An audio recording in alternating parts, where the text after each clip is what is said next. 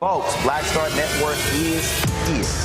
Hold no punches! I'm real revolutionary right now. Black power. Support this man, Black media. He makes sure that our stories are told. Thank you for being the voice of Black America, Roland. Stay black. I love y'all. All momentum we have now, we have to keep this going. The video looks phenomenal. See, this difference between Black Star Network and Black-owned media and something like CNN. You can't be Black-owned media and be scared. It's time to be smart. Bring your eyeballs home. You dig?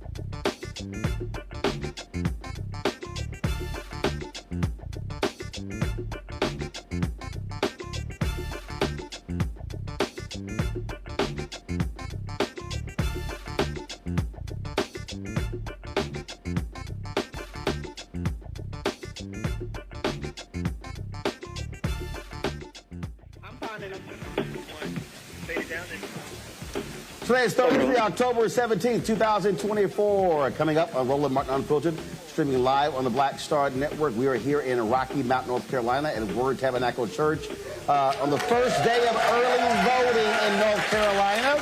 On today's show, we'll talk about Vice President Kamala Harris setting Bret Baier right on Fox News yesterday. Today she campaigned with billionaire Mark Cuban, who laid down an explanation about tariffs to Donald Trump, who still clearly can't understand what they are all about. Also, on today's show, we'll talk about what's happening in this election. You got Georgia, massive numbers in Georgia. Also, new polling coming out as well, showing a very tight race. Also, new polling coming out of Ohio as well, folks. It is time to bring the funk. I'm Roland Martin Unfiltered on the Black Star Network here in North Carolina. Let's go. He's got it. Whatever the miss, he's on it. Whatever it is, he's got the scoop, the fact, the find. And when it breaks, he's right on time and it's rolling. Best believe he's knowing. Putting it down from sports to news to politics. With entertainment just for kicks, he's rolling.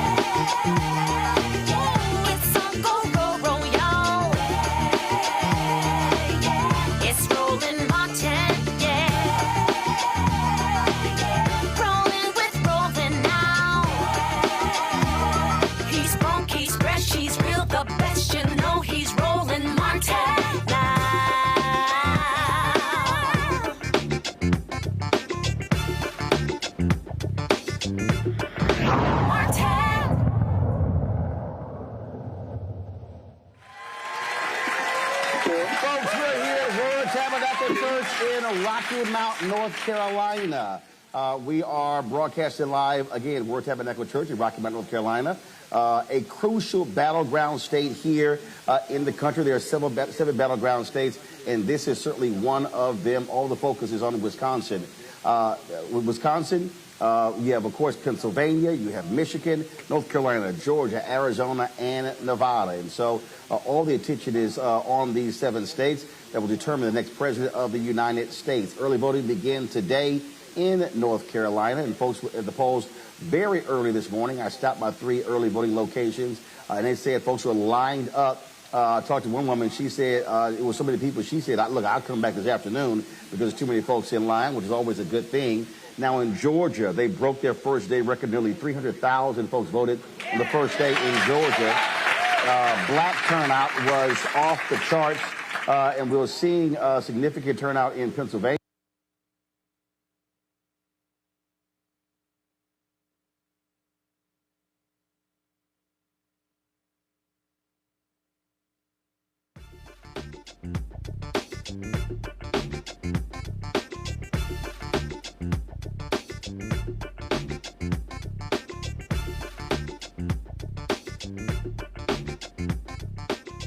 All right, then. So y'all want to tell me what to do? We lost feed? Okay, all right, we're back. Good. All right, so as I was saying, they want to firewall North Carolina, some 400,000 there. And so it's all about how do you maximize the early vote. Today, the vice president was in Wisconsin, University of Wisconsin-Milwaukee, talking to students. She also appeared at a rally with Mark Cuban, who, let's just say, he had a few words to say about Donald Trump and his clear misunderstanding of the power of tariffs.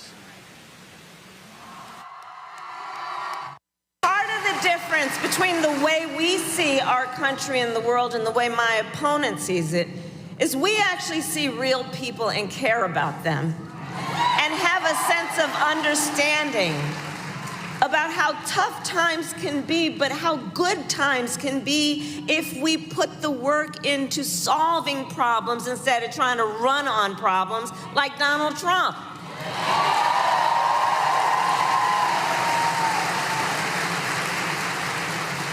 And so that's why we will also lower costs on everything from healthcare to groceries, including taking on corporate price gouging, which I've done before and I will do again.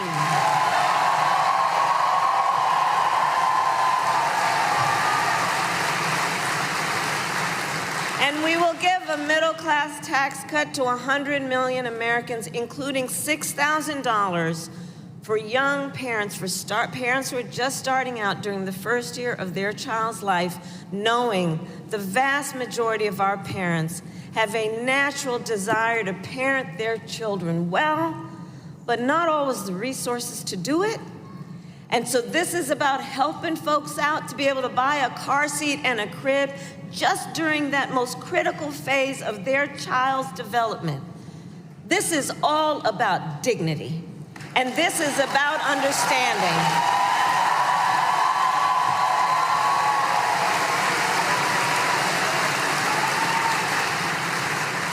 And so I share this to say I will always put the middle class and working families first. It's where I come from, and I will never forget where I come from. I will never forget where I come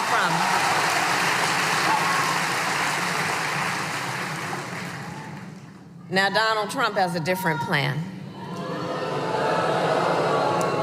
You back, by the way. Thank you. Donald Trump has a different plan. So just Google Project 2025.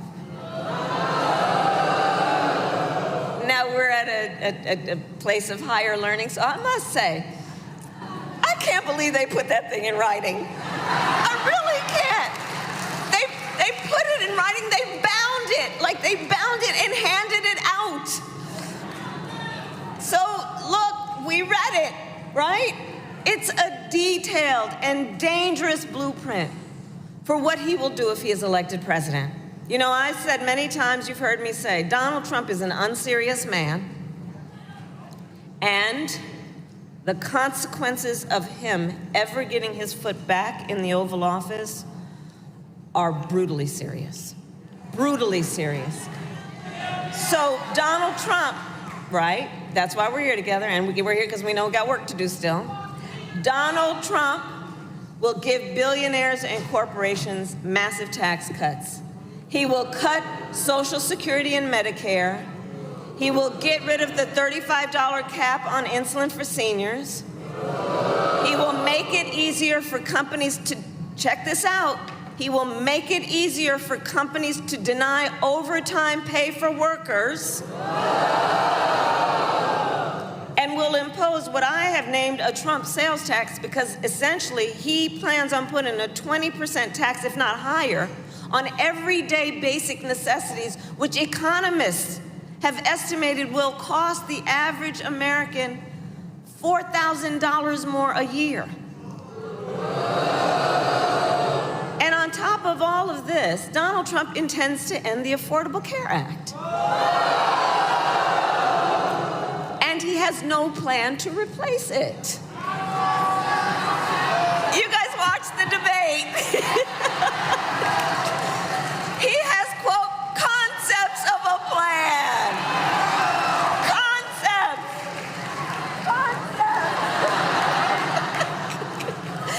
So here's the thing. Again, it's a serious issue, right?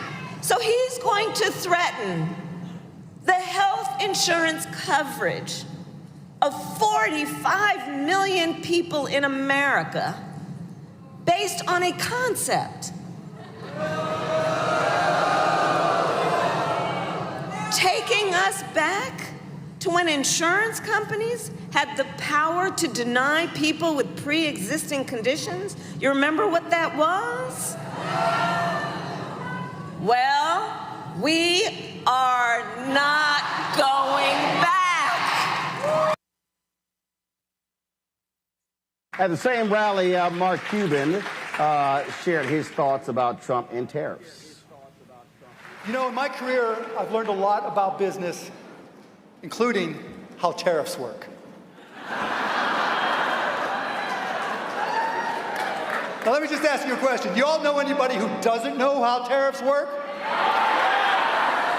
All right, I'll give you a hint. That other guy. Now, he has this crazy notion that putting a tariff of 60% on every single product imported from China is a good idea. Let me just tell you, this man has so little understanding of tariffs, he thinks that China pays for them. This is the same guy who also thought that Mexico would pay for the wall, so there's no Mexico.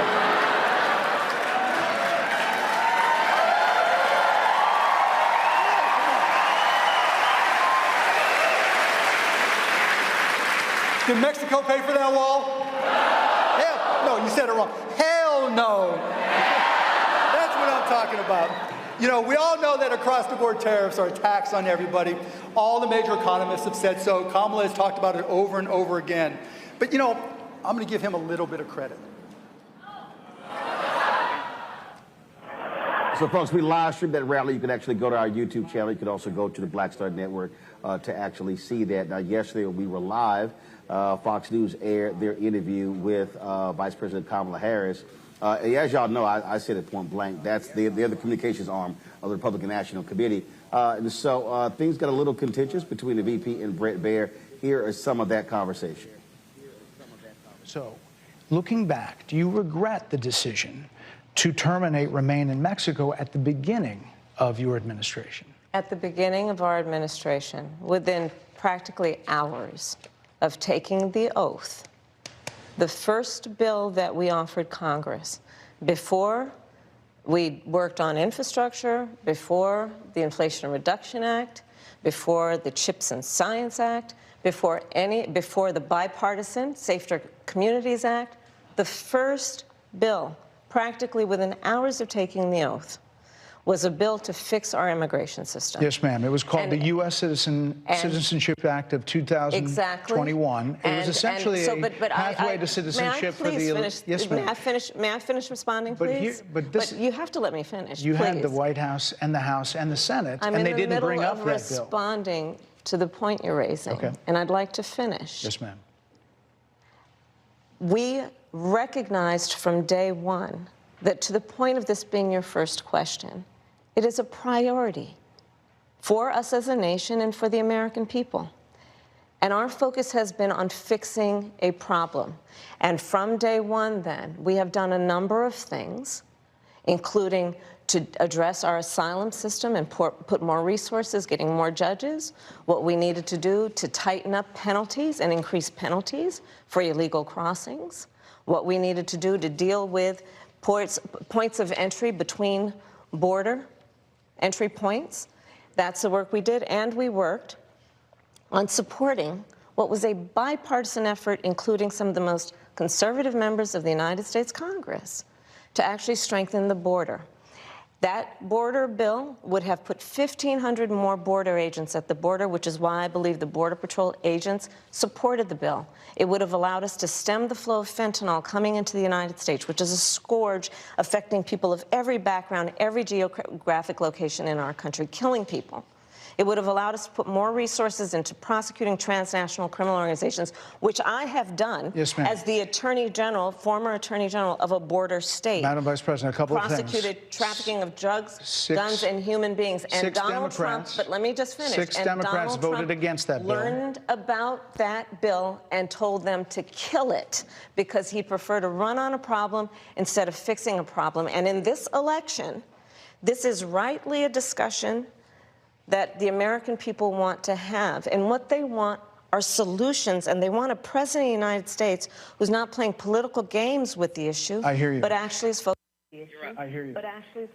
Now, of course, Trump made this comment about enemies within. Baier brought that up. Let's just say the VP didn't mince any words when he did. Looking back, do you regret the decision to terminate Remain in Mexico at the beginning of your administration? At the beginning of our administration, within practically hours of taking the oath, the first bill that we offered Congress. So you need to cue up the next clip. You got it? You got it? Need a second.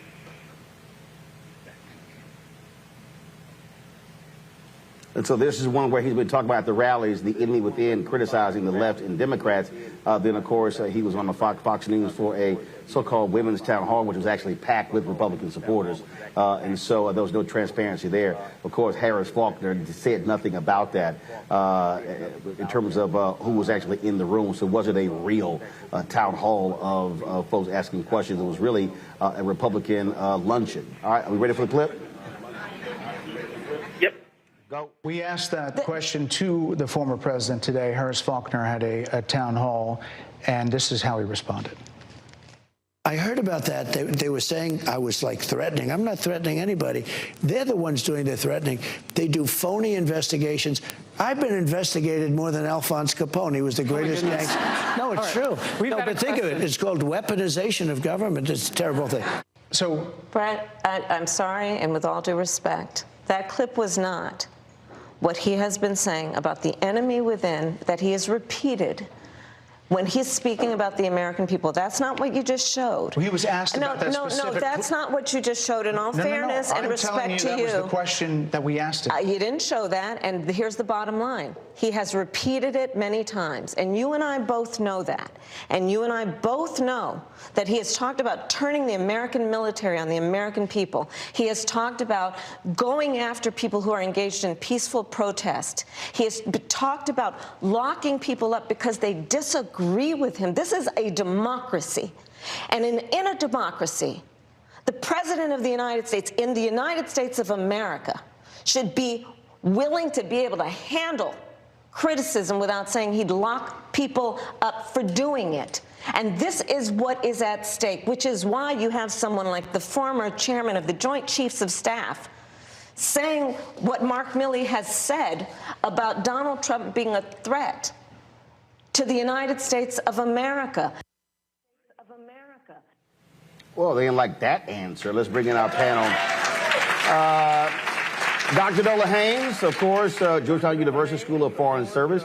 Dr. Greg Carr, Department of Afro-American Studies at Howard University. Also, Lauren Victoria Burke, Black Press USA. Nola, I'll start with you. That interview got 8.1 million viewers on Fox, combined with the replay, some 9.5 million, the largest that show has gotten since 2020. And a little feisty there. And of course, you hear all these people sitting here talking about, well, how she went on there. But you will never see Donald Trump go on MSNBC and take any questions, will you? No, never at all. No, never at all. Feistiness is very different from being combative, from being insulting. And, you know, the vice president, she did what she had to do, because if she didn't, that would have been that entire interview would have been a gotcha interview. It would not have been facts-based, just like the clip that he showed that had nothing to do with his comments about imprisoning Americans simply because they disagree with him. And for her to stand there, look that man dead in his face, like with the stare, it's like, what you're not about to do is play in my face. And so she definitely showed all of those people who were watching it, what many of us already knew, that she is no joke. She is not one to be played with, and she can follow it up with substance. And that's what that Fox interview was about. And that's what a lot of Americans saw.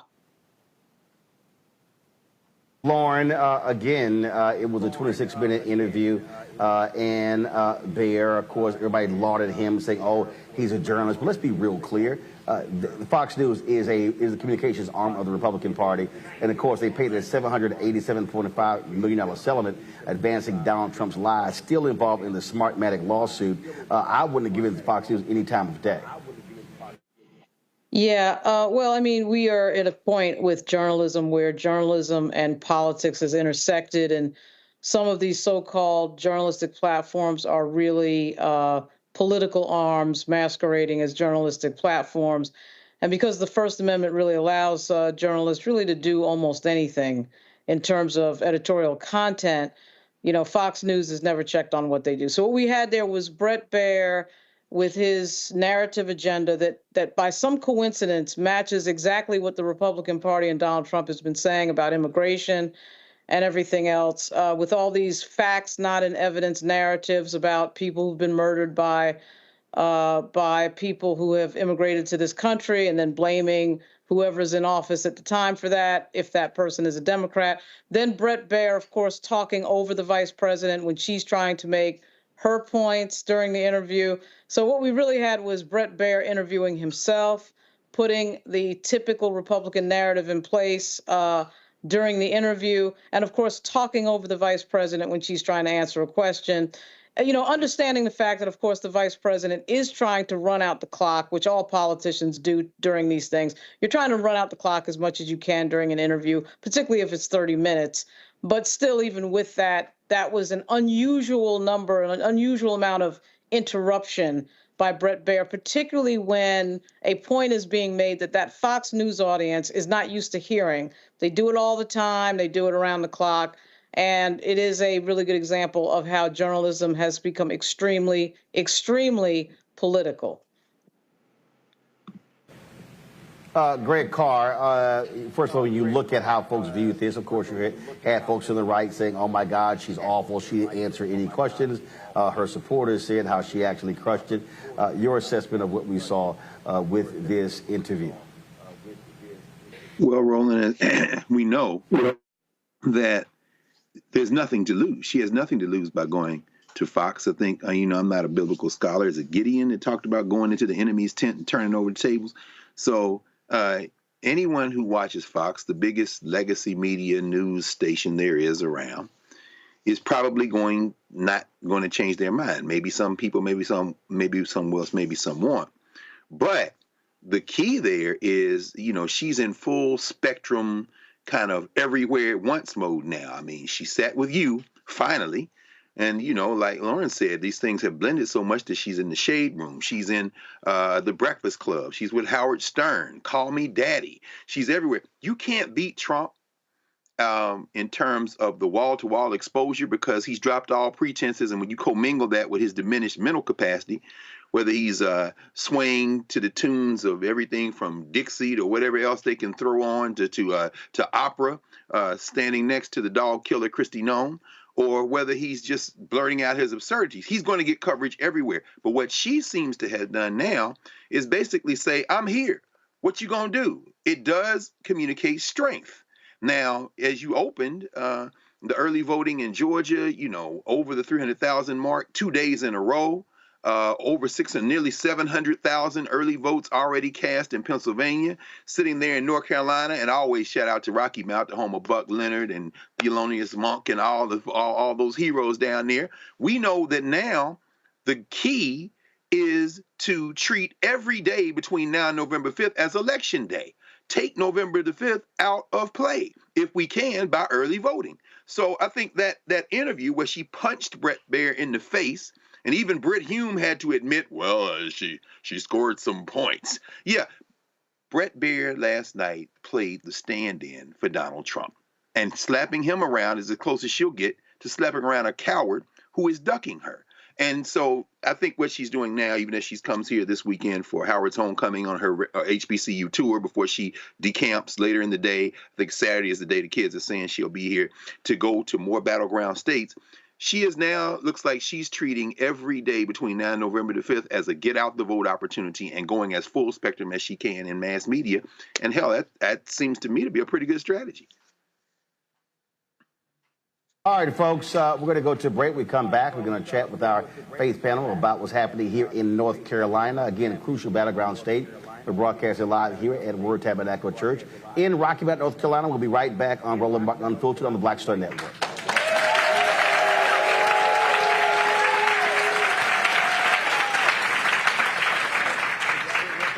All day. So how's it been going? Great. Good. So you said early this morning there was long lines here? Yeah, early morning, about 6 o'clock. 6 o'clock? Yeah. Okay. All right then. So folks excited? Excited. I was gonna come here and Don, come up with Don. Come out for who? Don. Representative Don Davis. Don Davis. I got you. What about Vice President Harris? Yeah, well, I'm coming there. Okay. Mm-hmm. All right then. You been seeing a lot of brothers out here? A lot of them come out here. That's what we want to hear. Yeah. That's called good news. People coming everywhere. All right. Still coming out in now. Okay, that's a good thing. Right. Come in the morning, saw the whole line. Huh? Come out here in the morning, saw the whole line. Okay. Line about the door, off the wall, around there. They come all around everywhere. All right. Everywhere. Okay. Parking lot full, so they had to go around, park around there. That sounds like good news. Good news. All right, I appreciate it. All right. All righty. The overturning of Roe almost killed me. I had a blood clot in my uterus that caused my labor to have to be induced because of the overturn of Roe v. Wade. I wasn't able to get life-saving treatment sooner. I almost died. And that's because of the decision that Donald Trump made. I was able to get Roe v. Wade terminated, and I'm proud to have done it. The doctors and nurses were afraid that if they treated me in the incorrect way, that they would be prosecuted for that. And that's appalling. Donald Trump says that women should be punished. Do you believe in punishment for abortion? There has to be some form of punishment. For the woman? Yeah. I believe that women should have reproductive freedom to make the choices about their own bodies. 4 more years of Donald Trump means that women's rights will continue to be taken away one by one by one by one. This has to stop because women are dying. I'm Kamala Harris, and I approve this message.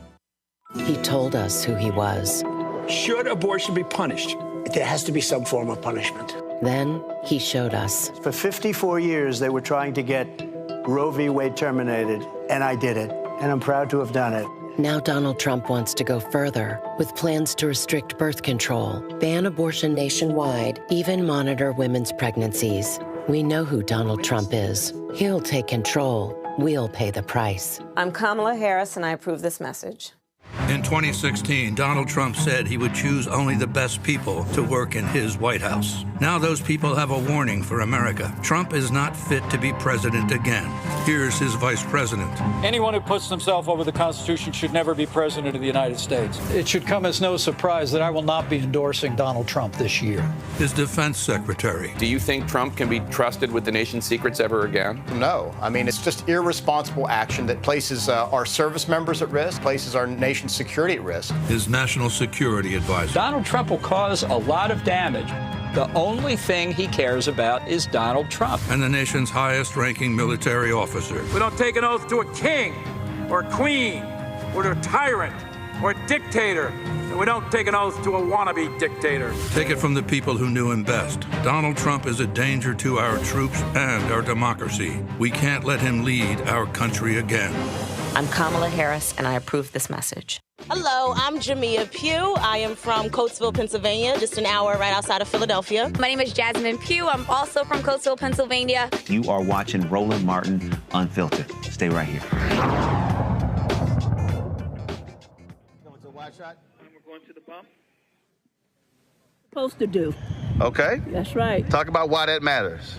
Because our democracy is on the line. And we, as black people, we got to be up and in forefront for the woman. Madam Vice President Kamala Harris. And how about you? Same. What do you say to a brother out there who's thinking about sitting on the couch and not voting in this election? Come out here and vote, please. Should keep it real simple. All right, I appreciate it. Thanks a lot, y'all. Okay, Roland. Thanks a lot, y'all. Okay, Roland. I think he used like 5 words. We're back here at Word Tabernacle Church in Rocky Mount, North Carolina. Glad to be here, folks. Of course, crucial state. Joining me right now here. Let's just talk about what's happening here because, again, it really is a crucial state when it comes to Electoral College. Joining us right now, to my immediate left, James Gallagher, Senior Pastor of Word Tabernacle Church, former state representative, faith leader here in North Carolina, and also Bishop Shelton Daniel, president of the Eastern North Carolina Ministerial Alliance, representing some 125 churches. Gentlemen, how you doing? Doing good. Well, sir, hope you are. Welcome. Indeed, indeed. So let's talk about what you're seeing and hearing. Early voting began today. What has been the build-up? Were folks prepared to really go out and really drive turnout in Eastern North Carolina? Because so much attention has been focused on the western part of the state, but not really the eastern part. And there are significant black counties and lots of votes in this part of the state. There's no question. I mean, we take Rocky Mountain, go 95 east. The black Democratic vote is equivalent to Durham, North Carolina. So it is significant. And part of our objective here is to get as many people out early, so they then become deputized to get into their communities and really start working those low-performing black precincts. And so the turnout we're seeing, we expect it, and I think there's an energy level that's going to continue. And I'm going to predict, Roland, that the White House is going to get one because of North Carolina, and North Carolina is going to get one because of Eastern North Carolina. So when you look at the map, North Carolina 16 electoral college votes. You have Wisconsin 10. You have Michigan 15. Pennsylvania has 19. So the reality is one of those could be lost and still win North Carolina. and still get to 270 votes. Biden lost his state by 2.5 points in 2020. Obama won about 14,100 votes. You talked about those low turnout areas. So what is the strategy to target those places? Because the votes are there, the numbers are there, if only we actually use our power. One of the things that we're finding, Roland, is that's critical in our area, that we are missing some of that vote. So we are tagging each one of our areas. We have 125 pastors that are African American pastors. We're tagging those groups of people. It's our belief that, see, you can't get into the African American community without the African American pastor. And so we are tagging every pastor. We are involving every pastor in the process by saying, hey, we use it in church. Each one reach one. We get you, you get your group of people, and then we can get the vote out. We truly believe that the White House comes through the East. We just believe that if we can get our folk, Halifax, especially Halifax, Nash, Edgecombe counties, if we can get those folk out to vote, we believe we can help win the White House. But is it data driven? Because I think what often happens is when we talk about voting, folks speak in general terms, but not actually driving data in terms of looking at those vote totals, studying 2022 midterm elections, studying 2020 presidential election, and seeing how many folks actually voted in those precincts, how many people actually were registered. So how are you using the data to help those preachers understand where to go and who to reach? Yeah, that's a great question. So let me just say, Bishop, so it is very much data driven. And so what we have done is we've identified about 30 counties. Within those 30 counties, we've identified the lowest turnout predominantly black precincts. We've then married those precincts with the black churches that exist within those precincts. And so we're doing micro-targeting, and we're doing what I'm calling like a modified deep canvas, because a lot of these voters, they're on the fringes. You know, a lot of times people say, you know, there's some misogyny here. Black men don't want to vote for Kamala. The issue here is only 22% of black men are voting on a regular on these elections anyway. The only way we get to them is with a deeper canvas. You just can't knock the door, say, yo, bro, come on out to work, come on out to vote. So we're doing a deeper canvas with those churches within those precincts. We got Black Church PAC, 3 national organizations to help fund the work. So we're actually putting money in the street, in those communities, to push that vote out. And the data is there. You're talking about 30,000 votes with just a 20% increase. So we can win the state literally with the strategy. That's what I was going to deal with.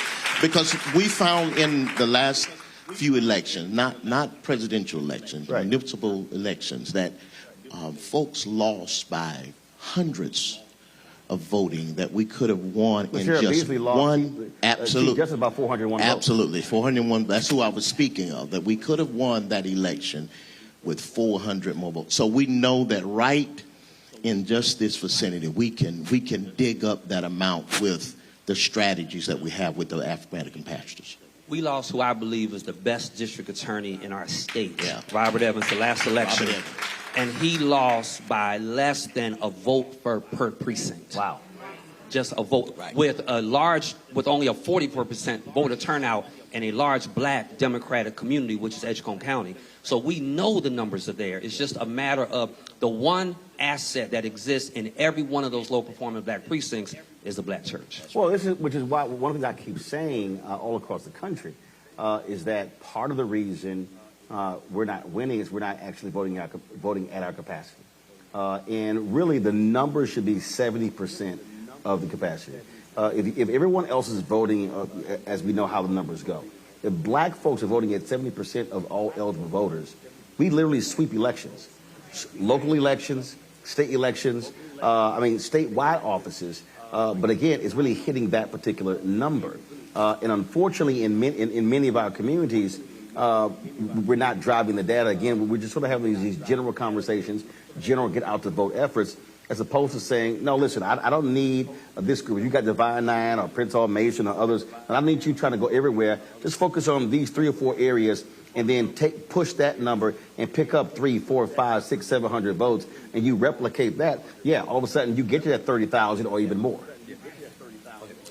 And that's exactly, I think you just hit it spot on, because what we have found in the black church, because I actually lead the black church work for the entire state for Kamala Harris's campaign, and what I can tell you, what we found is that we had to modify what we have done historically. We've been doing, I mean, Souls to the Polls is a construct of the black church, right? But it hasn't been modified in 30 years. Right. And so what I tried to explain to the campaign, and hopefully successfully, is if I do a Souls to the Polls and Bishop does Souls to the Polls, we are not generating another extra vote by doing that. The people who worship with me, we going to vote. Right? And so the issue becomes, how do you modify that Souls to the Polls, where you say to the congregation, we're going to get to the polls, and then you're going to your subdivision, knocking doors. You're going to the people you work with. You're going to the people that live above you and beneath you in the apartment complex, and you're responsible for getting that vote turnout. That's what the difference is going to be. And with the Alliance, we're taking that same approach, Roland, and we are not only Pastor Gilliard, but to each. If you just look at Eastern North Carolina, let's just talk Rocky Mount. There are almost 375 churches right in Rocky Mount, but yet we don't have the voter turnout that we should. So what we are trying to do in this election, 375, right here in Rocky Mount. How many? That's right. So that's right in Rocky Mount.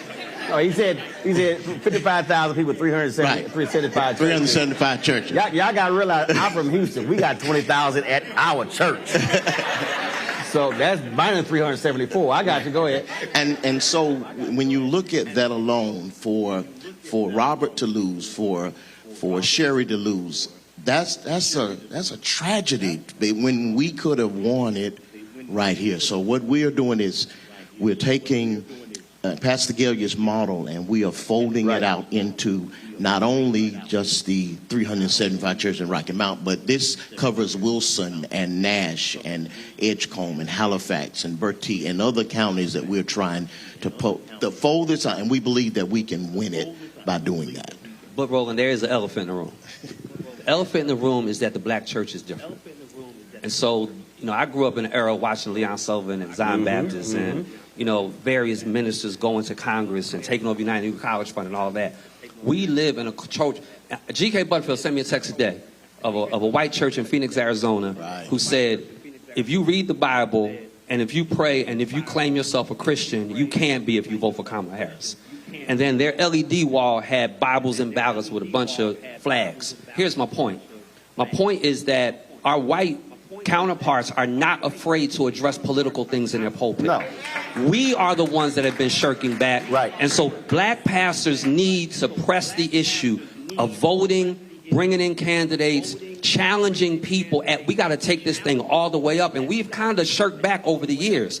And so part of this is really driving home the point of every black church and and not just black pastors. I'm talking imams or whoever your faith system is.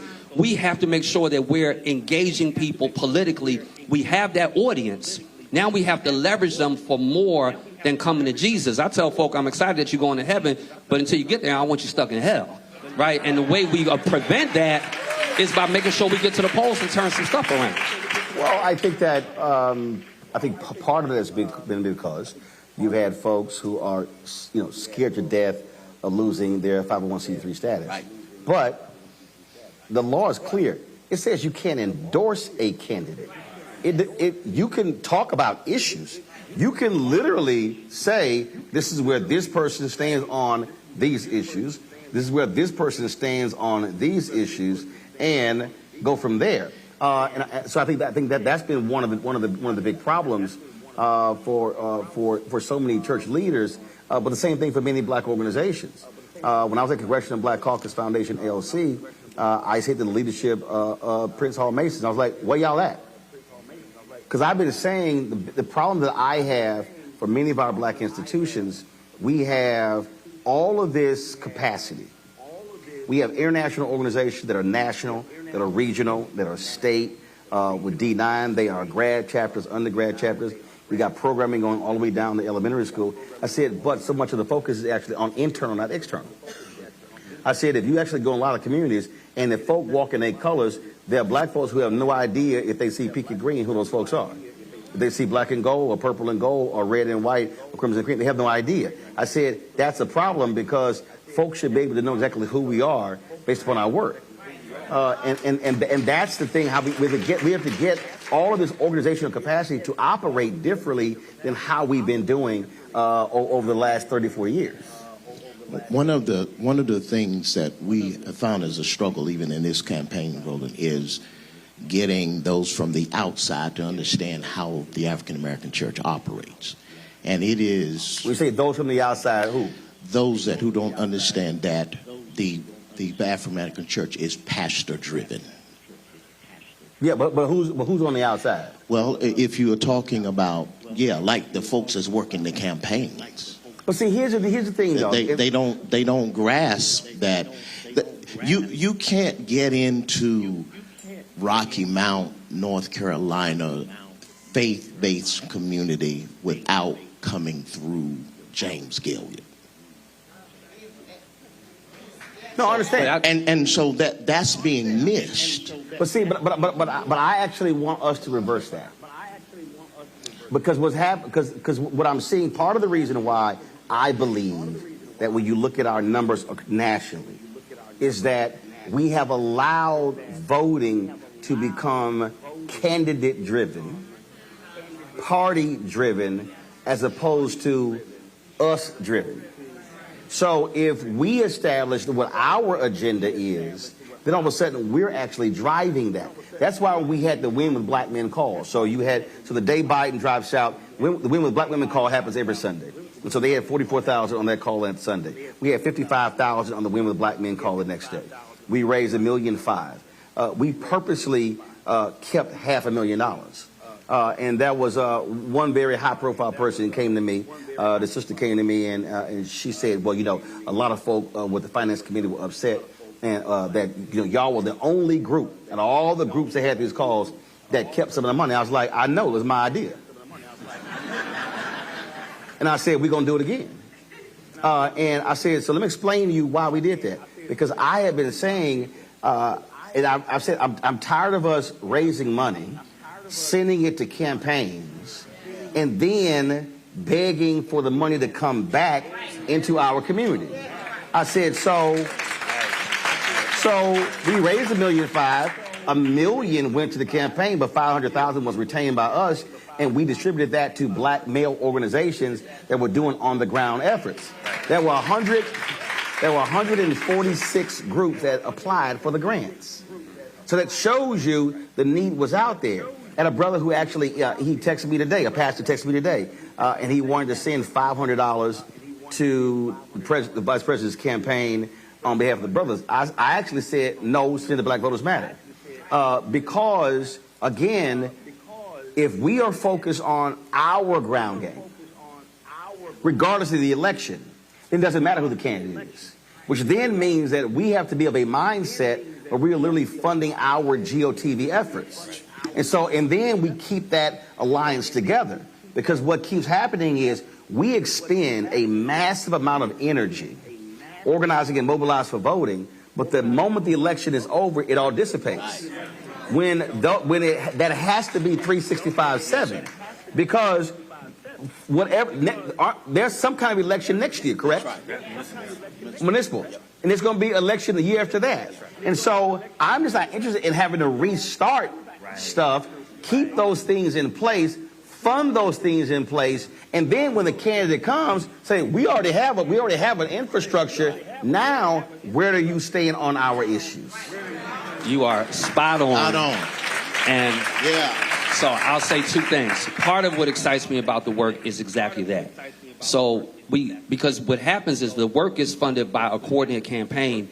They're very, to your point, candidate driven, and it's over with. Candidate driven, large. I ain't got a problem saying it. Mostly white Democratic strategists who don't know black people. To your point, don't know this particular pastor. They ain't got no clue about black-owned media. And so they operate from a by TV, by radio, don't really focus on ground. And then all of a sudden, then when their numbers show they're in trouble by the second week of October, then they want to flood black communities like say y'all late. And so, and that's really how this thing works. And so my whole deal is we can't wait on them, because whoever wins or loses impacts us. So I'm just not interested in waiting on a candidate. That's why my whole deal is like, no, when they come, it's like, no, we good. We've already mobilized, we organized. Now what y'all want to do, can you supplement? And when you come in, you're not now telling us how to actually do this. And I mean, just full transparency, that's part of why the work we're doing is beginning to work. But we spent the first several months of the work wrestling the work away from politicians. Right. To say to them, we know the black church better than you do. So you do what you do, let us do what we do. But also, you know the area well. Because also, what people don't realize, most of the average person doesn't realize, the way these campaigns work, they will bring in people to states who ain't even from the state. So they'll bring in, I mean, you have statewide campaign managers from other states because, especially U.S. Senate races, because the Republican or the Democratic Senate campaign committee, they have these strategists, and you like, do you even know this place? So then they hire staff. They don't know the media. They don't know the key voices in the community, and so all of a sudden they come in, and then you're like, why y'all call them? Because they think, oh, well, so-and-so has a large church. Yeah, but don't nobody know him. And so that's the whole piece, I think, a part of the deal. So my deal is that we do it on the show constantly, trying to get our people to understand, no. We take ownership of what's ours. If the black community is ours, we run this, we control this, we're going to tell you how this goes. And we're able to say, and then it's two things. I can push the button and deliver, or I can not push the button and you guaranteed to lose. Right. So, but I do want to talk about the gap that I think exists. Because of our trinity being HBCUs, Divine Nine, and the black church, we kind of have become our own unique clique. And so we're not good. It's almost like a person gets saved, but they've been saved for 25 years. They don't hardly even run with nobody unsaved anymore. So you tell them to go out there and find somebody to say they're too detached. Right. So our Divine Nines, HBCUs, black churches, we've become very detached from people within our community that are not black church, Divine Nine, or HBCU. And so we're going to have to do a better job of digging deeper into those communities. And that's relational. That's not transactional. Right. So you can't pull that off in 6 weeks, 8 weeks, 10 weeks prior to the election, to your point of why we need a robust long-term strategy. Well, go ahead. And that's what was missing here in the East. And that's what I was talking about, them not being able to get to our folks without getting through us. That's what was missing. We've waited until the last couple of weeks, possibly, that we finally started to get the information and the resources to get the things done that we need. And so what Pastor Gayle and I are working on is a way that come December, November, when this is over, it doesn't end for us. It starts all over, and we're getting ready for the next cycle so we can know how to push the right buttons to get our folks together. Right, but see, right there, though, that's why I'll freeze it. There is no next cycle. That's my whole point. We actually can't think cycles. I think what we have to do is we have to actually think days. Gotcha. So perfect example. So this is sort of how, let me do this here. I'm going to go to a quick break. Panel, y'all get ready for your questions in the next break. I'm going to go to a quick break, and we're going to come back, pick up on this, because, I mean, we talk about this a whole lot on this show, because I'm trying to get our folks nationally to think completely different in terms of how we approach community-based issues, because it also, you can't do any of those things without an organization. You simply can't do it as an individual. So I'm going to think about that when we come back. Let me take a quick break. We're at Word Tabernacle Church here, Rocky Mount, North Carolina, folks. You're watching Roland Martin Unfiltered right here in the Black Star Network.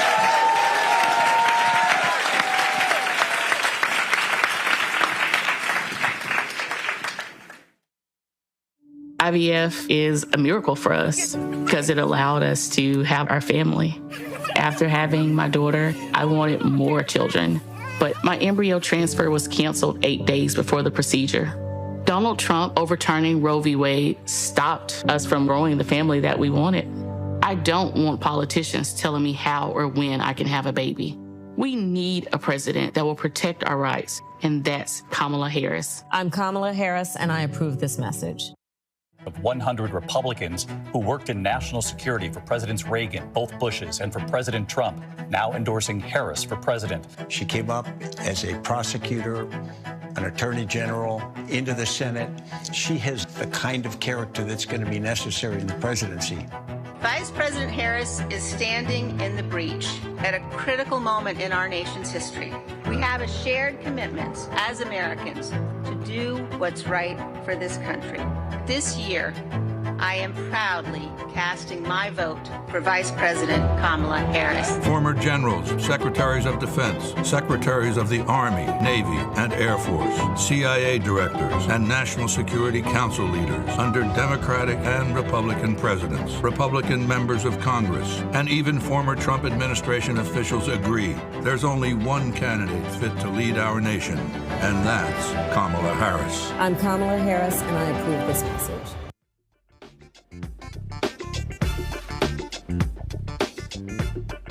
Who said you drove? Yeah. So y'all had your whole election game plan down? Yeah. So explain to folks who are watching why it was so important for you to vote early. I want to get my vote in. I mean, early the better. Yes. How about you? President, we want the best person for the presidency. And who's that? Kamala Harris. That's the person. All right. I appreciate it. All right. Y'all handle it. Thanks a lot. Thank you. All right. All right, folks. Welcome back to Rocky Mount, North Carolina, Word Tabernacle Baptist Church. The point I was making before we went to the break, again, in terms of when I talk about our infrastructure and how there's no cycle. So you have a gubernatorial race, okay? The presidential race, you have other statewide races. So let's say, and based upon the polling data, let's say Stein wins. Okay, what then is the black Eastern North Carolina agenda? So elections November 5th. Fine, we either party or cry on November 6th. And then we back in planning on November 7th. So between November 7th and the inauguration, then we should be meeting saying for the gubernatorial race, what's the black agenda for the governor? And then what's the black agenda for the president? So when the inauguration happens, all of a sudden then, after all the partying and the balls, they're presented with a plan. What often happens is we just dissipate after the election, go away, and then go, oh my goodness, what's our agenda? And so that's what I mean, not even thinking from a cycle standpoint, meaning it's just constant and ongoing. Yesterday was the 29th anniversary of the Million Man March. And what happened? You had all these Million Man March organizing committees and all of this energy, all this excitement. 1 million people show up almost 30 years ago. 400,000 show up for the 10th anniversary. 200,000 show up for the 20th anniversary. So that's 1.6 million folk combined. What actually still exists from all of that gathering? And that's my point. I'm not interested in continuing having gatherings with no results that actually last. And I think, you're spot on. I mean, we have to have clear black political agenda. And it's more than, it's what are we, what happens in our what happens in our community for delivering this vote and getting this person elected. And so I do think you're right. That has to be a part of the step, not just getting people over the finish line, but, okay, what's going to happen for our community? So I think you're spot on. Absolutely. So you got to jump out to go on a national clergy call, right? Okay, so you can go ahead and bounce. All right, we got you. You can stay, Bishop. We're going to take questions because he was like, I got to call at 7. See, I told him I'm going to get you for your call at 7 o'clock. See, I got the clock. I'm good. Questions from our panel for Bishop. I'll start with you, Laura Burke. Have we heard anything about the turnout in North Carolina on the first day? Are there any records being set like in Georgia? And I haven't seen the numbers as of yet. We were planning for this tonight, so we'll know in just a little while what those numbers were. We pushed very hard in the East to make sure that our folks got out on the very first day. And so we hope we'll have numbers in just a few hours of what to date. I don't know if anyone has those numbers already. Greg. Thank you, Bishop. Earlier, Pastor Gallia brought up a an observation about these white Christian nationalists. In 1829, David Walker would say they are not in fact Christians, but the devil.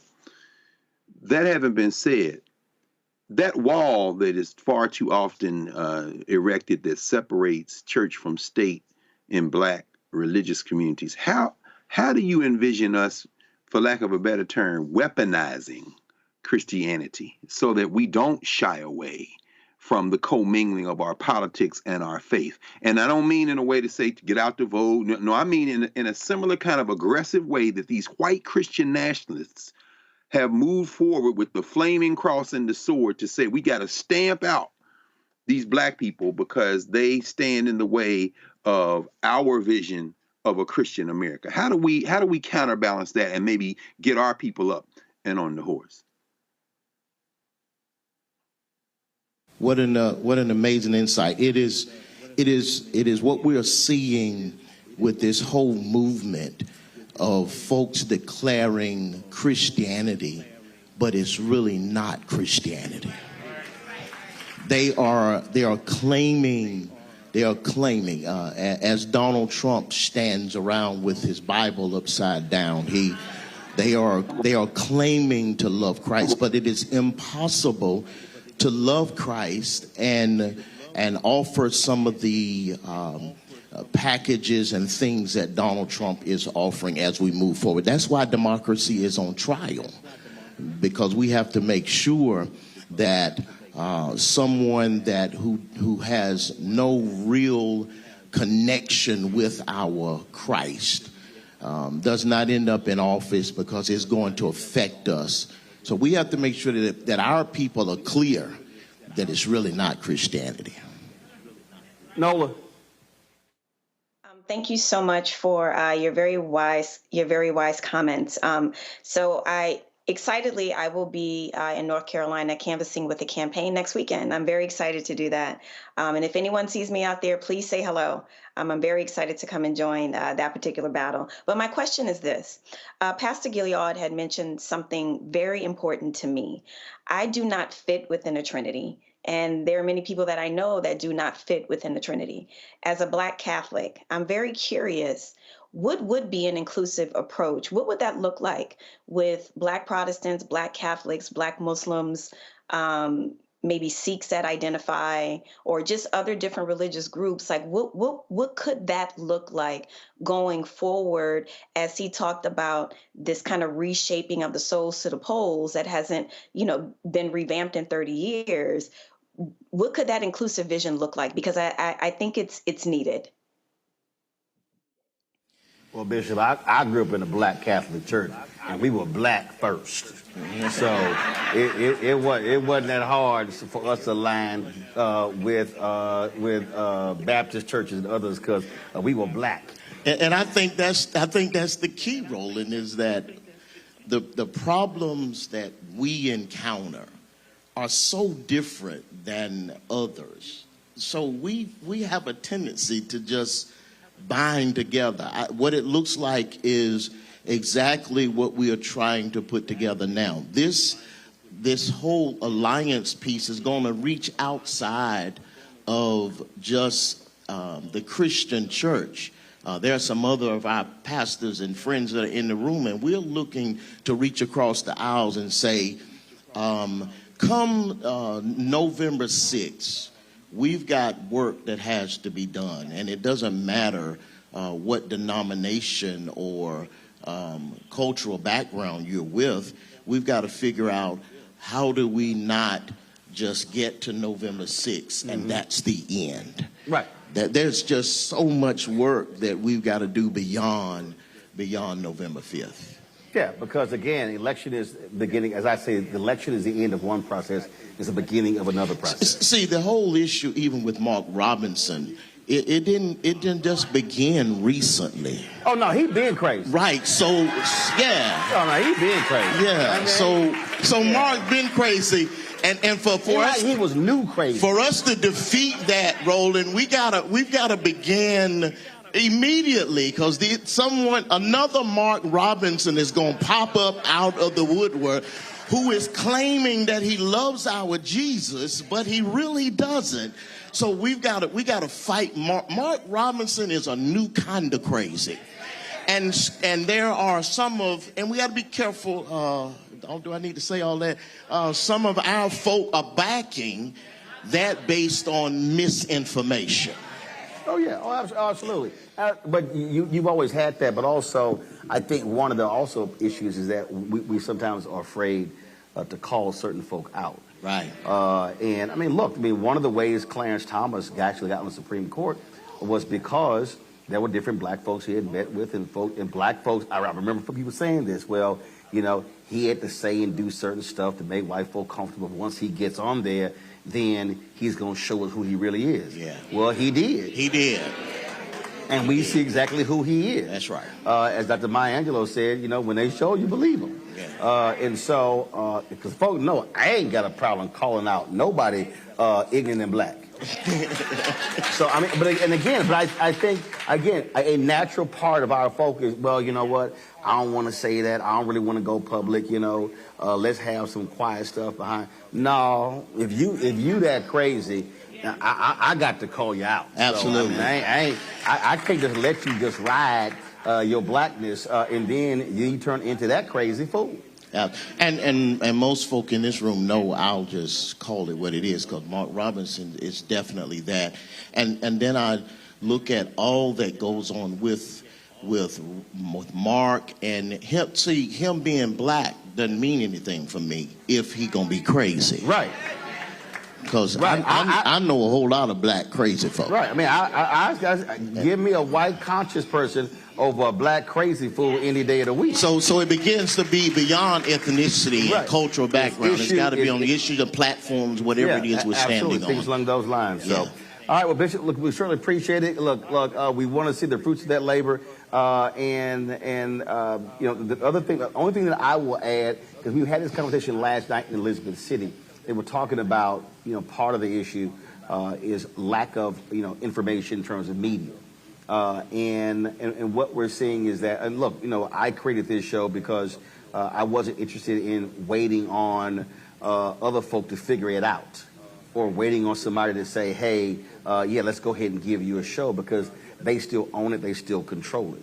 And so I think what we have to be about is also creating black media and utilizing digital, being able to collect data to be able to drive the information and not relying on others. And so that's also a part of this, because whatever coalition is built, there has to be a media component, because it's called mass media for a reason, to be able to drive the information. So I think that's also important as well. So good luck with that, and hopefully at the end of early voting, we'll see massive numbers come out from black folks here in East North Carolina. Thank you, Roland. Appreciate it. We're going to go to a break. We come back. We got another panel here. We got some young folks. We want to chat with them about their thoughts in this election. Folks, don't forget, support the work that we do here on Roland Martin Unfiltered and the Black Star Network. You can join our Bring the Funk fan club. For your check and money order to P.O. Box 57196, Washington, D.C., 20037-0196. Of course, PayPal is rmartinunfiltered. Venmo is rmunfiltered. And Zelle, Roland at RolandSMartin.com, Roland at RolandMartinUnfiltered.com. And download the Black Star Network app. Of course, available on Apple phone, Android phone, Apple TV, Android TV, Roku, Amazon Fire TV, Xbox One, Samsung Smart TV. We'll be right back. Cool. All right. Appreciate it. Wrongfully convicted. 5 teenagers were arrested, tried, convicted, and sent to prison. No men were exonerated. What he did to us, he tried to end us. Of course I hate these people. So-called Central Park 5. Calling for execution. And let's all hate these people. You cannot have this man go into office again. I want society to hate him. We were innocent kids. The confessions were coerced. Today, we are exonerated. That guy says he still stands by the original guilty verdict. This is about democracy being on the ballot. I have absolutely no compassion. Look at Kamala. She represents the kaleidoscope of the human family. There's something different happening in America. We will get the opportunity to build a future where we will be able to thrive and not just survive.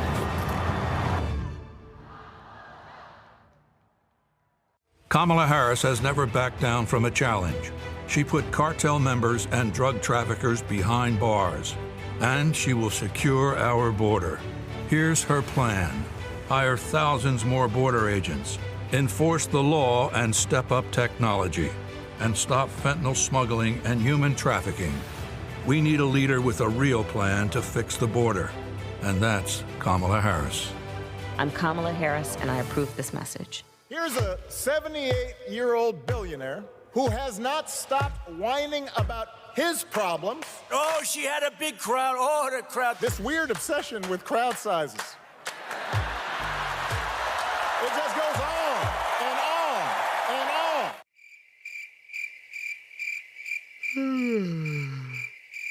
America's ready for a new chapter. We are ready for a President Kamala Harris. I'm Kamala Harris, and I approve this message. Jill Stein, Green Party candidate for president. So why are Trump's close allies helping her? Stein was key to Trump's 2016 wins in battleground states. She's not sorry she helped Trump win. That's why a vote for Stein is really a vote for Trump. Jill Stein, I like her very much. You know why? She takes 100% from them. I'm Kamala Harris, and I approve this message. The overturning of Roe almost killed me. I had a blood clot in my uterus that caused my labor to have to be induced because of the overturn of Roe v. Wade. I wasn't able to get life-saving treatment sooner. I almost died. And that's because of the decision that Donald Trump made. I was able to get Roe v. Wade terminated, and I'm proud to have done it. The doctors and nurses were afraid that if they treated me in the incorrect way, that they would be prosecuted for that. And that's appalling. Donald Trump says that women should be punished.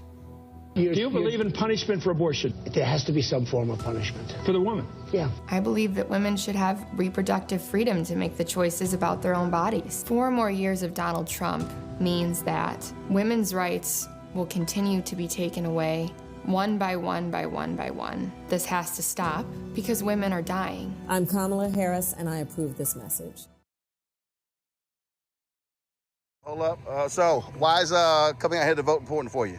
Why am I voting for her? Because she is the right person for the job. She is strong, and she has a heart of gold, and she is just an intelligent woman. You know, not to mention that she represents the best of who we are, and she wants to take us forward, move us forward, and she's doing it in an intelligent way, you know, with sophistication and love for everybody, and she's just a powerful, strong woman, and I admire her so much for all that she has already done and that she will do to move our country forward and bring us all under the same umbrella, the umbrella of democracy and fairness for all. And I take it you wouldn't mind seeing a lot of pink and green on January 20th on the mall in Washington, huh, for inauguration? Yes, sir. You got that right, brother. Absolutely. All right. I appreciate it. All right.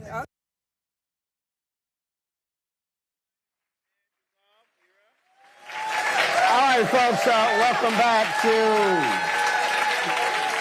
Rocky Mount, North Carolina. Glad to be here. Word Tabernacle Church. Glad to be here. So now y'all know I don't mind the shade. I love being petty. I thrive on being petty. So a moment ago, the vice president, let's just say she got a little petty with some folks who were making some noise at her rally. Listen to what she said to these folks.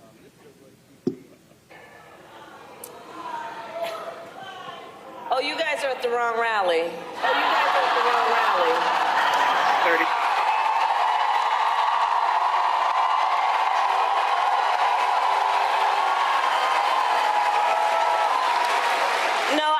You meant to go to the smaller one down the street.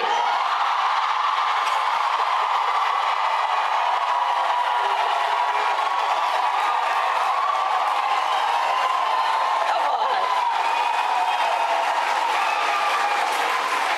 So. That's what I'm saying. That's what I like. I ain't got a problem being petty. That's right. Y'all go to that smaller rally down the street. All right, y'all, I want to introduce our panel right now. LaShawn Jenkins, high school principal. I'm sorry, hold up. Sorry, Kevin Jones, Right, Kevin. You DOT? Where you working? All right, cool. I take it you like A&T? Okay, all right. Just checking, kind of figured that out. Sydney Meeks. First of all, coordinator, or y'all got another different title here? What's this? Coordinator? What is I do a lot of things. What is coordinator? What is that? I don't know. Okay, I'm just making sure. Because y'all come up with some new stuff. All right, she's with Next Gen America. LaShonda Washington, Nash County Board of Education. How we doing? Good. Y'all good? Y'all talking to Mike? Y'all? Yeah. Yes, sir, we good. Don't be scared. Glad to be here. Don't be scared. All right, so Next Gen, what work are y'all doing for this election? What are y'all doing? So we're doing a lot of work. Right now, I serve as Regional Organizing Director for Next Gen America, which covers Durham, Raleigh, and Chapel Hill. First, for folks who have no idea, what is Next Gen America? Oh, it's a political nonprofit. It's the largest youth voting organization in the country. And we focus on 18 and 35-year-olds, and we're on campuses nationwide. Okay. But I do want to say I'm here on my own purposes tonight, not Next Gen. Okay, gotcha. But that's what. But that is the work I do. That is my day job. Gotcha. Okay. And outside of that, I've worked on campaigns and done some activism work in the community. So.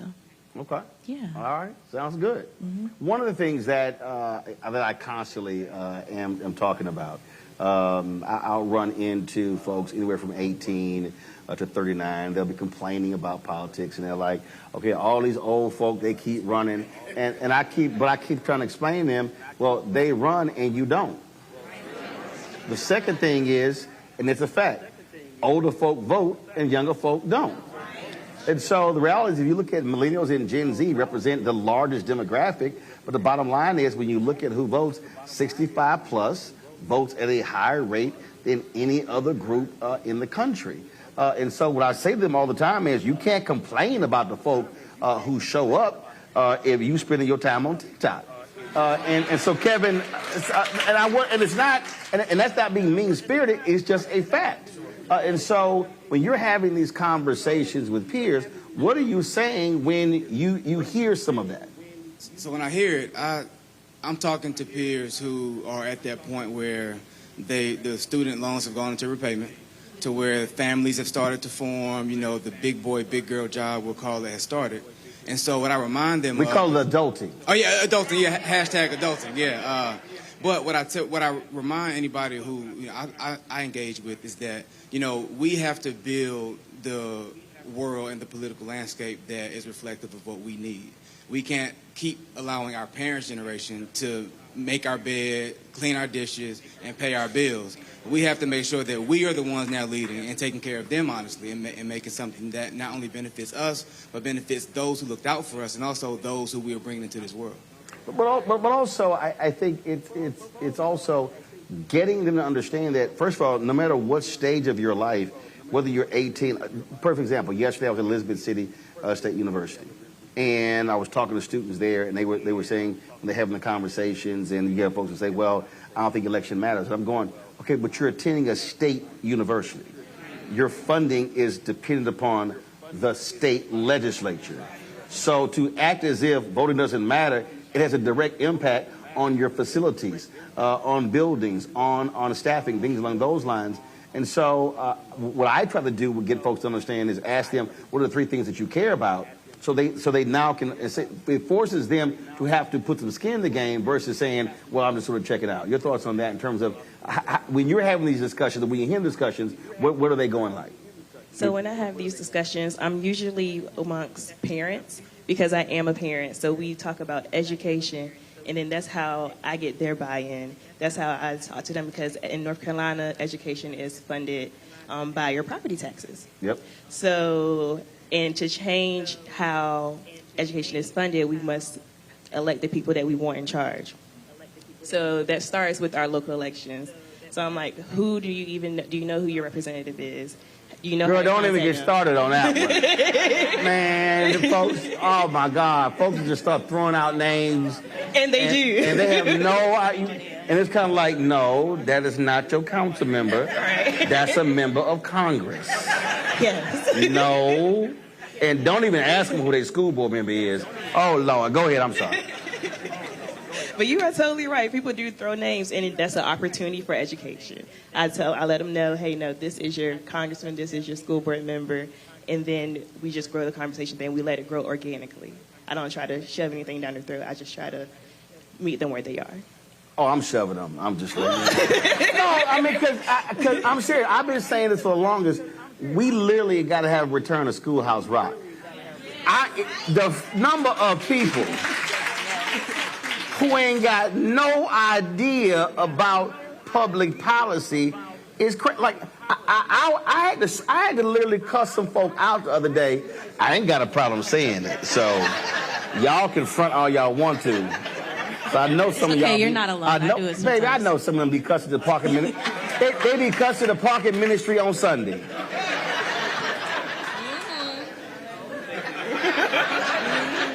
Y'all know I ain't lying. When they tell you can't park somewhere, y'all be like, what?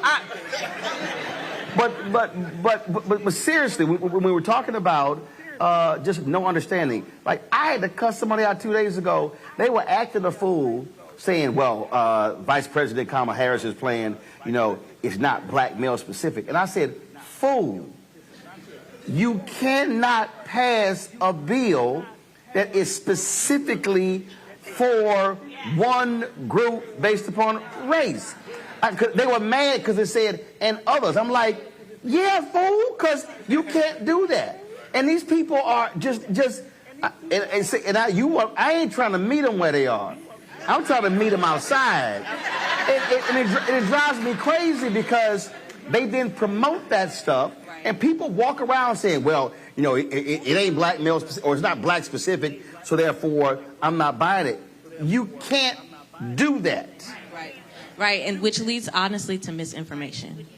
And speaking of Madam Vice President, there's been a ton of misinformation regarding her record in California. Oh, she done locked up 85,000 black men. Right, which is, if you actually look, she didn't. They called her soft on crime, actually. So I think one of the things that I do is ask people, okay, who in your circle and your sphere do you care about?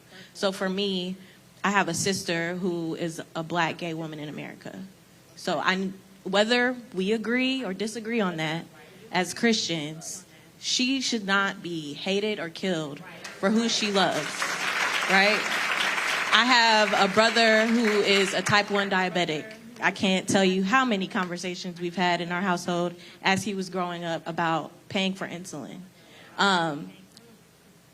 Me being a survivor of rape and sexual assault, attack on reproductive rights. If it had happened where I got into a situation where I got pregnant and we're in today's times, right, I'm going to have to suffer and go through a pregnancy because you all think I should have one? Y'all going to take care of this baby? No. And we see that with legislation. So I think we have to... Because they're not pro-life. They anti-abortion. They're not pro-life. Right. Because if you were pro-life, you would fund free food in schools. Right. We wouldn't have the candidate that's running for superintendent right now in North Carolina. You're talking about crazy. She's absolutely crazy. Yeah. And again, these are things that we're actually seeing, but also one of the things that I keep arguing with people when they talk about this election and the vice president, what's happening with the Department of Justice is a perfect example. Damario Solomon-Simmons with Justice for Greenwood joins us right now. And what's happening is the Department of Justice has launched, they're going to do a full review of the Tulsa Race Massacre in 1921. They were in Tulsa interviewing folks for that. And this is a perfect example of when you have a DOJ that actually cares about these type of issues. Damario, are you there? I'm here. What's up, brother? About that because, what's up, brother? Again, this is what, I've discussed this so many different times. When you have a DOJ, a Civil Rights Division, when you have 12 police patterns and practice investigation, one under Trump, when you have $150 million in fines for mortgage discrimination, you can't even talk about what happened under Trump. And this here, caring about these cold cases. So tell us what the DOJ was doing in Tulsa today. Hey, what's going on? Good to see everybody. Listen, the DOJ came for the first time in 103 years related to the Tulsa Race Massacre. They spent a couple of days with us. They met with our survivors, which we have two survivors, 110-year-old Viola Ford Fletcher and 109-year-old Leslie Benefield Randall. They also met with what we call first-generation descendants. These are individuals whose parents suffered through the massacre. All of these people are in their 70s. And so we had a very robust couple of days. We gave them a full tour of the Greenwood district, which a lot of people think is one street, but it's actually was 38 to 40 blocks. It's a very huge area, 4 square miles. And so they really got to understand the scope and scale of the massacre. And one thing we impressed upon them and everyone that they met with here in Tulsa, which included elected officials who are also descendants, we want a full investigation. Right now, they're talking about a review and evaluation, but we want a full investigation that will hold the perpetrators accountable. That means those who participated in the massacre who are dead, they need to be named and identified. And those entities like the city, the county, and the Chamber of Commerce, they need to be held accountable. So now obviously, what happens in November, Damario, dictates that. If Vice President Kamala Harris wins, you're going to see a continuation of a very aggressive civil rights division under her. If Donald Trump wins, you're going to see a non-existent civil rights division under him. There's no question. And obviously, if your vote didn't matter, we wouldn't have had Biden in office. And if Biden is not in office, we wouldn't have Assistant Attorney General Kristen Clark, who authorized this review and evaluation. So votes does matter. And we definitely want to keep this moving forward, not just for what's going on here with the Tulsa Race Massacre, but all our civil rights claims and activities across this nation. So I'm excited, Roland, that you got people there in North Carolina, all around this nation, getting our people out to vote. But it's also important that when we put the right people in office, that they actually deliver practical and positive results for our community. Now, we need that to happen and not be performative and not to just be something that looks good on paper, but they actually do something that changes the material impact of our lives as Black people in this country. And I hope that this is what happens with the 1921 Tulsa Race Massacre Review, and I hope that continues strongly with our new president. I'm already speaking into existence. I know you're in the church.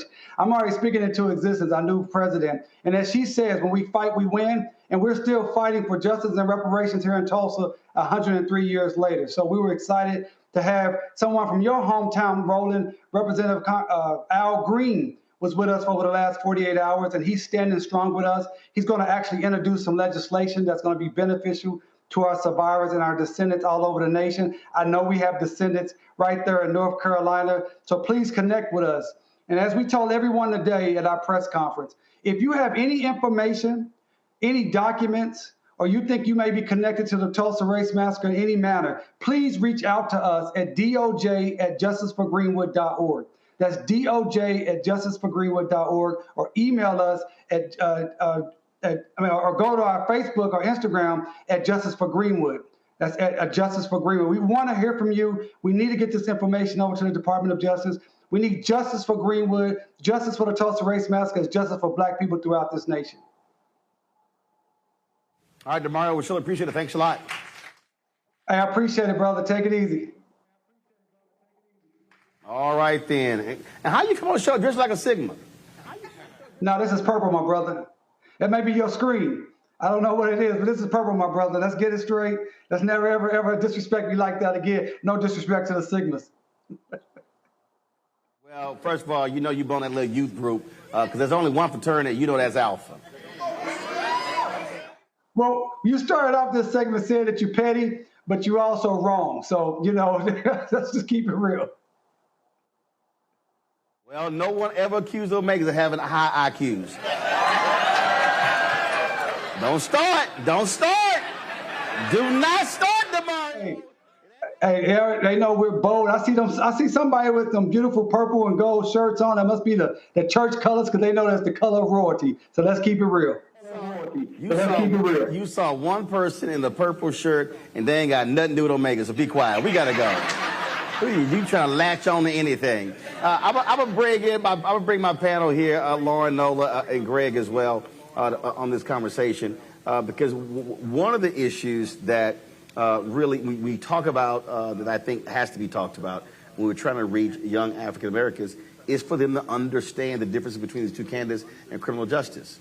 When you have one, you guys get ready. So last night, Univision had a town hall, and that orange fool spoke last night. And I want y'all to see the faces. I want y'all to see the faces of the Latino folks in that audience when he started talking about Haitian immigrants eating all kind of stuff. Y'all roll the clip. Do you really believe that these people are eating the people's pets? Thank you. Well, thank you very much. And this was just reported. I was just saying what was reported. That's been reported. And eating other things, too, that they're not supposed to be. But this is, all I do is report. I was there. I'm going to be there. And we're going to take a look. And I'll give you a full report when I do. But that's been in the newspapers and reported pretty broadly. I will say this as far as Springfield is concerned, because I do know that situation. You have a city of 52,000 people, and they've added almost 30,000 migrants into the city. If you were a person that lived there, if you lived in Springfield, Ohio, and all of a sudden you couldn't get into a hospital, you couldn't get your children into a school, you wouldn't be able to buy groceries, you could no longer pay the rent because the government's paying rent, any of that, if any of that happened, it would be a disaster for you, and you wouldn't be happy. We want to make our people safe and secure, and we want to make them happy. But Springfield, Ohio is a perfect example. You have a town, a beautiful little town with no problems. All of a sudden, they have 30 or 32,000 people dropped into the town, most of whom don't speak the language, most of whom don't speak the language at all. And what they're doing is they're looking all over for interpreters. I said I'm done here. Y'all got to move way faster. When I say I'm done, I ain't got to say I'm done 4 times. 1 time suffice, okay? Here's the thing that, this is the person who will be in charge of the Department of Justice. This is the person who is going to be targeting Haitian immigrants, targeting black folks.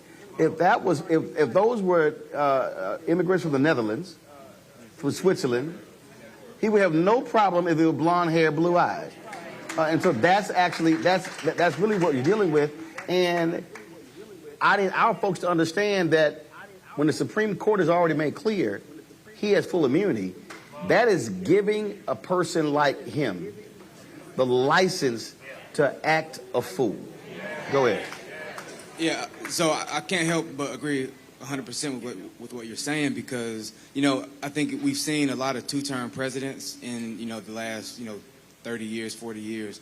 And, they always, on those PBS documentaries, they come back and say, well, I had to wait until after my first term to do what I really wanted to do and be really deliver on everything I said I was going to do. And to me, that's the scariest part about Donald Trump's presidency, because just like any other president who's gone 2 terms, he's now, I think he's going to be emboldened to do everything that he fears may have kept him out of even the conversation of re-election. Greg Carr, let's be real clear. Black folks had better understand there will be a target on our backs if this fool is back in the Oval Office. Of course, and we have to act accordingly. Donald Trump is a fascist. We see that. The people who follow him are angry. He's whipping that anger up, that divisiveness, that anger. Underneath anger like that, when you're talking about fascism at a national level, is fear. And their fear is us. By us, I mean all non-whites. That craven little man, that shrunken spirit little gnome named Stephen Miller, will slither back into the White House. They may even give him a portfolio that might even include up to maybe Attorney General. It will lead the purge. And what that elder had on his face as Donald Trump ventured into Univision to attempt to burnish this kind of fear. And be very clear about this. What he is saying to folks in the Spanish-speaking community is that we're going to deport the people who are not like you. They're trying to convince them that this won't be me. It'll be those other people who didn't come here legally.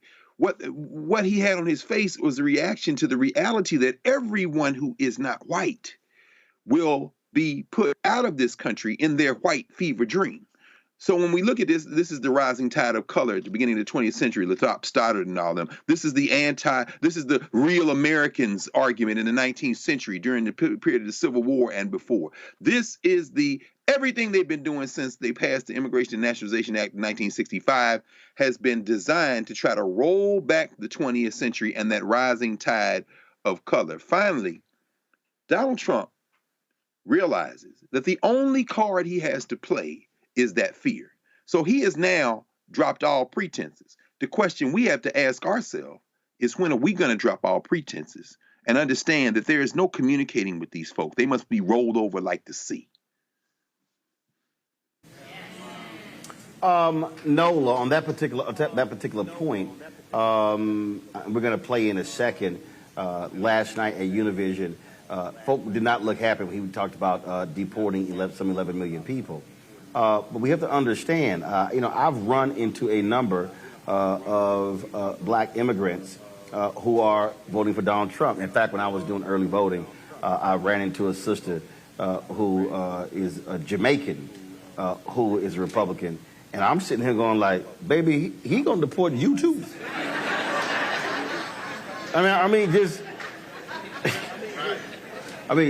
Just you can't just flash a Republican card and think you gonna stay. Because, Nola, the reality is they are hell-bent on advancing this great replacement theory. They are scared to death of color. They're afraid of the country where we're going. I was having a conversation with an anchor over the weekend about their issue, and I was explaining to her, she's a national anchor, I said, look, 10 years ago, Europe was going through this. I said, you had massive protests and battles because of African immigrants. Well, here's the reality. White folks in Italy, Germany, UK, Ireland, other countries, they stopped having kids. Those countries were losing population. You cannot maintain your gross domestic product if you don't have people to do those jobs. In the United States, there are more than 12 states right now where the average annual white death rate is higher than the average annual white birth rate. The numbers are the numbers. And so what Trump is complaining about Springfield, that was a dying city. They had lost more than 25% of their population, and those Haitian immigrants are actually bringing that city back. And that's the thing they don't want to talk about. That was one of those white towns that was dying because folks were leaving the Rust Belt states, Nola.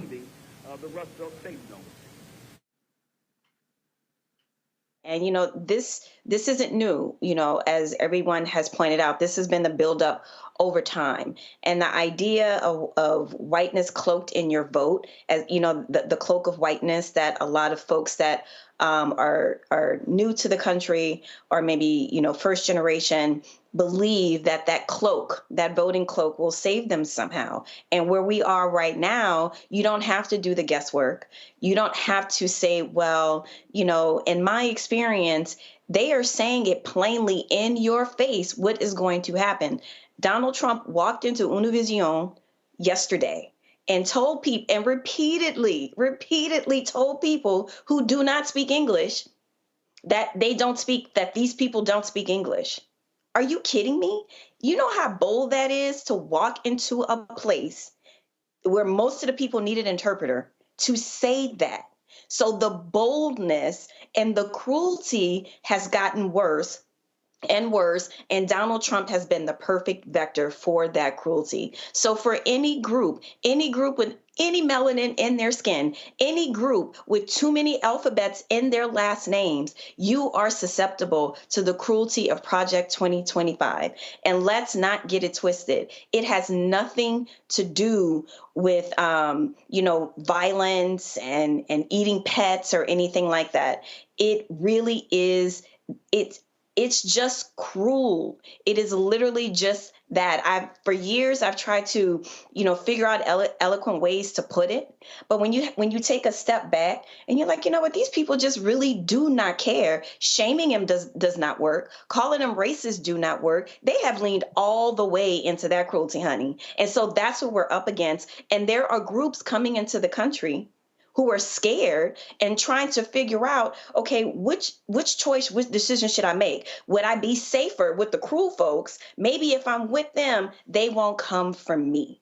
And it's false. It's demonstrably false. And that's part of the messaging. This whole divide and conquer with Black immigrants, first generation, second generation, however long you've been here, that is also working. The same way where, the Trump campaign, I have this conversation often, especially with a really good friend of mine who owns a hip hop magazine and allhiphop.com. We have a lot of conversations about the way that the Trump administration has targeted so many people that exist in that community on purpose. And the way that they have talked to the Black community via tacky sneakers, via, I must resonate with the Black community because I have mugshots. And then there was a rapper the other day who said with Trump's baby mamas and all his convictions and stuff like that, he's blacker than a Black person walking around. The way that they understand Blackness and the way that they are targeting Blackness on top of making sure that those divisions are sown between immigrant, non-immigrant Black people, they are trudging away at the bottom of all of this. And they are going for the dirt. They are going for the silt. They do not care. So when I say that the goal is cruelty, they don't care how they will achieve the goal. They are just trying to get there by any means necessary. So my message to young folks, listen, I was a caregiver for a very long time. My mama died a year ago. And I am here to tell you, if my mama was not a veteran, I don't know what I would have done to pay for her insulin, to pay for her health care.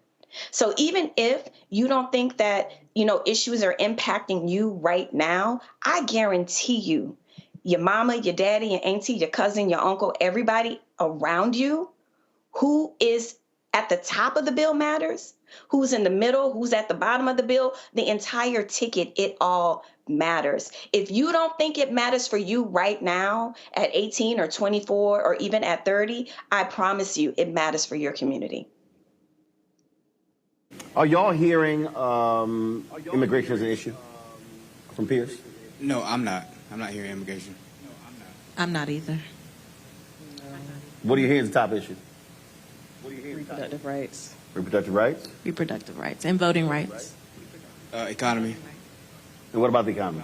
The economy, as far as the cost of things, which I know presidents don't control, but the mass misconception is that whoever's in office, and it's because they take the blame, they take the credit. They never take the blame, they always take the credit for the economy. And so I'm hearing things cost too much. I think that's chalked up to the fact that a lot of my peers, like I told you before, we're in our first adulting roles, and we thought everything was sweet when we used to ask mom and daddy for stuff. That's right, it wasn't paying for it, that's right. And now we're paying for it, and we've seen, I think, year over year, probably, some of the biggest increases from the time we were like 2016, 2017. Yeah, but it's also price gouging. I mean, we also understand that.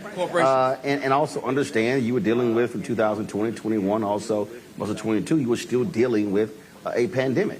And so it's just understanding those realities. And so we'll see what certainly shakes out. Give you this here. Howard University dropped their new poll. And their new poll, again, see, this is why I keep trying to, I've done all these national television shows and all these people, y'all may have seen me on these shows. I kept telling them, stop telling me all these white polls that don't talk to Black people, because I said, this is the only show we featured the 10 Black polls. That where they specifically poll Black people and nobody else. And we were trying to explain to them Black support. So Howard University, their new poll shows that Vice President Kamala Harris is outpacing President Joe Biden's margin over Trump among Black voters. She's now plus 76% among Black voters, 84 to 8%. So all those fools who were talking about he was going to get 20%, I'm like, hashtag, we tried to tell you. So listen to Black people that talk to Black people.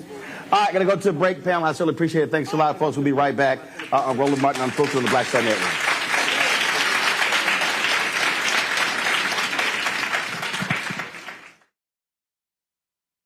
He told us who he was.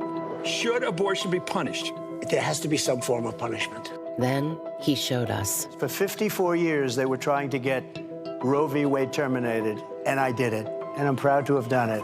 Now Donald Trump wants to go further with plans to restrict birth control, ban abortion nationwide, even monitor women's pregnancies. We know who Donald Trump is. He'll take control we'll pay the price. I'm Kamala Harris, and I approve this message.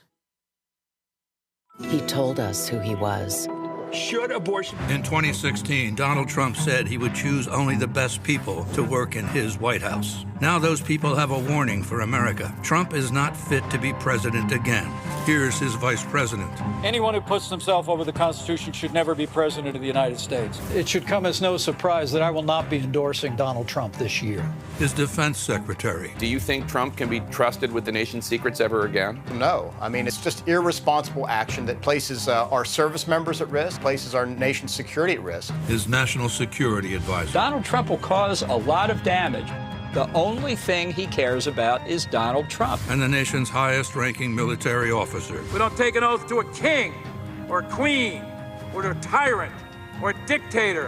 And we don't take an oath to a wannabe dictator. Take it from the people who knew him best. Donald Trump is a danger to our troops and our democracy. We can't let him lead our country again.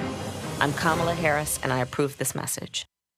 Wrongfully convicted. 5 teenagers were arrested, tried, convicted, and sent to prison. No men were exonerated. What he did to us, he tried to end us. Of course I hate these people. So-called Central Park 5. Calling for execution. And let's all hate these people. You cannot have this man go into office again. I want society to hate him. We were innocent kids. The confessions were coerced. Today, we are exonerated. That guy says he still stands by the original guilty verdict. This is about democracy being on the ballot. I have absolutely no compassion. Look at Kamala. She represents the kaleidoscope of the human family. There's something different happening in America. We will get the opportunity to build a future where we will be able to thrive and not just survive. Nothing socialist about Kamala Harris. Trump says Harris is a radical. I don't buy it. Conservatives have a supermajority on the Supreme Court. With a likely Republican Senate, those checks and balances will keep our country sane. If Trump wins, he could end up with total control. I'm a conservative. I don't agree with Harris on everything, but she was a tough prosecutor and she put bad guys in prison. I voted for Donald Trump 3 times. I'm voting for Kamala Harris in November. Now, I'm voting for Kamala Harris this fall. Tell you about these two sisters. They work for everyone's election, and they have really been a solid rock in this community with get out the vote efforts. They usually come and they support the Democratic ticket. The whole ticket. Whole ticket, up and down. So, but you can always count on them. So how long you been doing this? Since what, 14 or 12? Gotcha. I forgot. And why do you do it? Why? Because I feel that it is desperately needed. Because we're trying to teach people the process, how it works, to learn things. So many people don't even realize the party is underneath the names. And this is the things that we're trying to help people. So when they come back to the poll the next time, they have a little bit more information than they had before. All right. So, and how about you? Why do you work elections? I do know everything that my sister said. And our goal is that one day we won't have to do this to the extent that we do. Yes. That's what we're working towards. Well, my parents are 77. They didn't work in elections since I was 8 or 9, so they ain't stopped. That's right. How about you?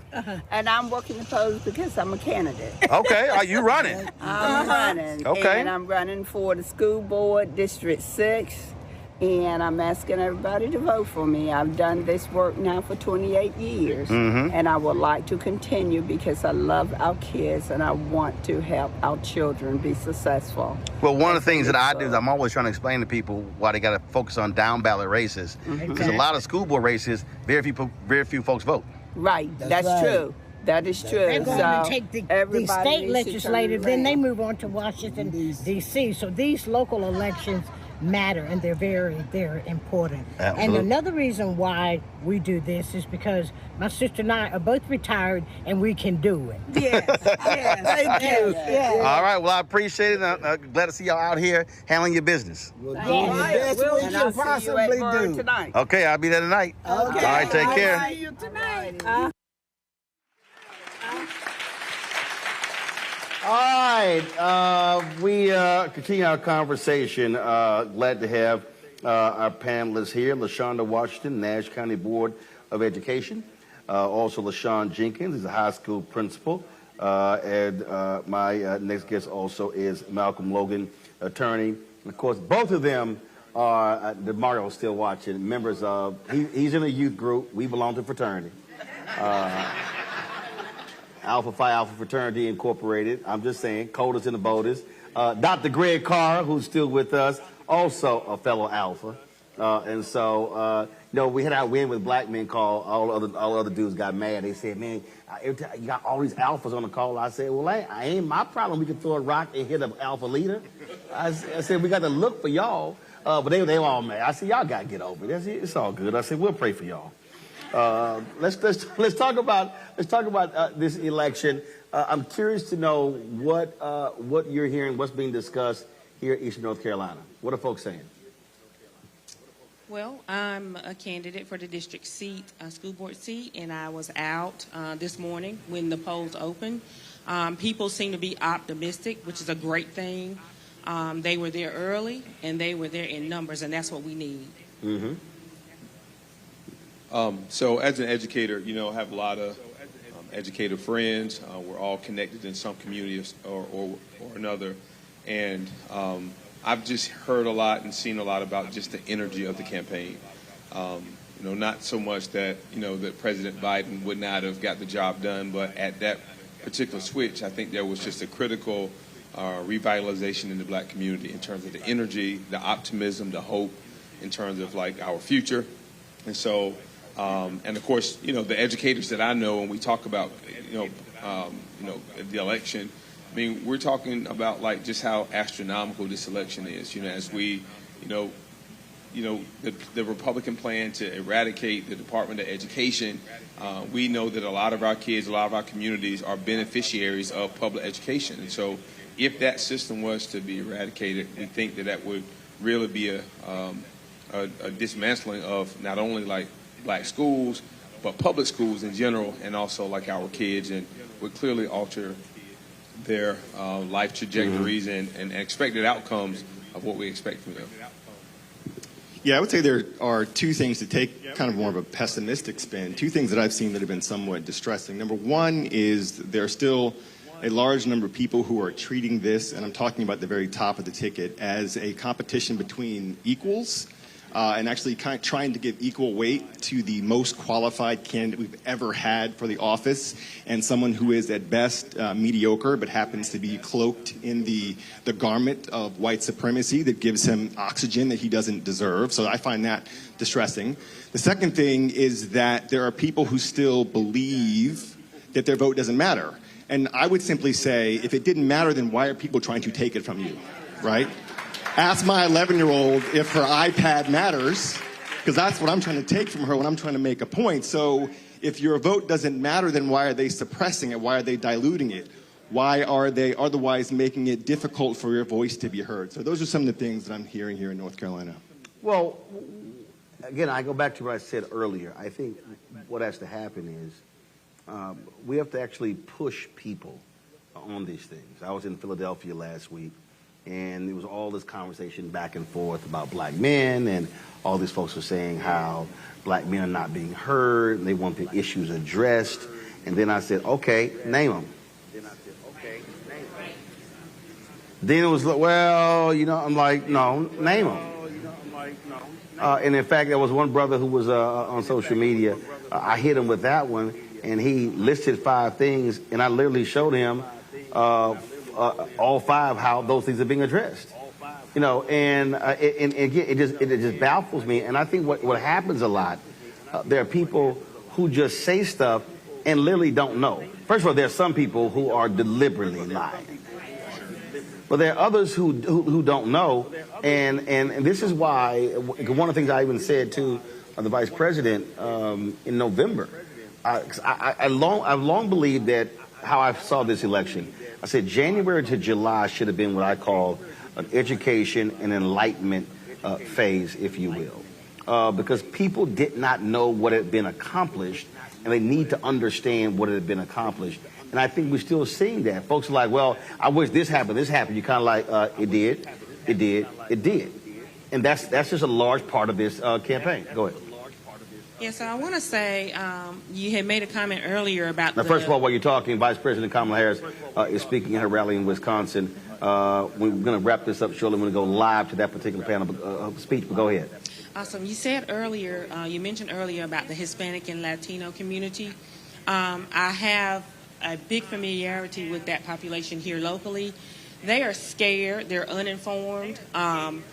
Gratefully, I'm bilingual. I can speak the language. That's how I know they're scared. They're uninformed. So we have to be intentional and inclusive about educating all. Mm-hmm. And I just want to add that, speaking of education, like civic education is like really critical. But when you look at civic education and how it's prioritized, when you look at curriculums from across the country, you have states like Florida who are saying anything that that's positive that relates to children of color, that we shouldn't teach it. We are banning books. We are refraining from using terms like slavery and using terms like voluntary displacement. And so critical race theory is really critical. And so if we are to be the power that we are in this election and as you put it, in the continual cycle, like we've got to return to the sheer fundamentals. And that's what I love about attending this church, is that the pastor is really big about civic education. Right now, if you were to, and this is just hypothetical, but if you were to truly quiz Americans, particularly in communities of color, about talk to me about the electoral college system. How does it work? How does it operate? How do we elect the president? Man, I had one dude. It'll work. I had one dude say, I had one fool say, I ain't voting until they change electoral college. And I went, are you aware that the electoral college is in the Constitution, which it requires 2/3 to change it? I said, then are you aware of how many states have to ratify that change if it does happen? Which means, fool, that the people who are elected in Congress are going to vote on changing it, and then the people who are elected in the states will then have to ratify it. So, I told y'all I had to cuss. So, y'all saw how where that was going. I was like, I said, don't you think it kind of sounds stupid that you're going to wait to vote until they change it when you're going to need to vote for them to change it? And I was just sitting here going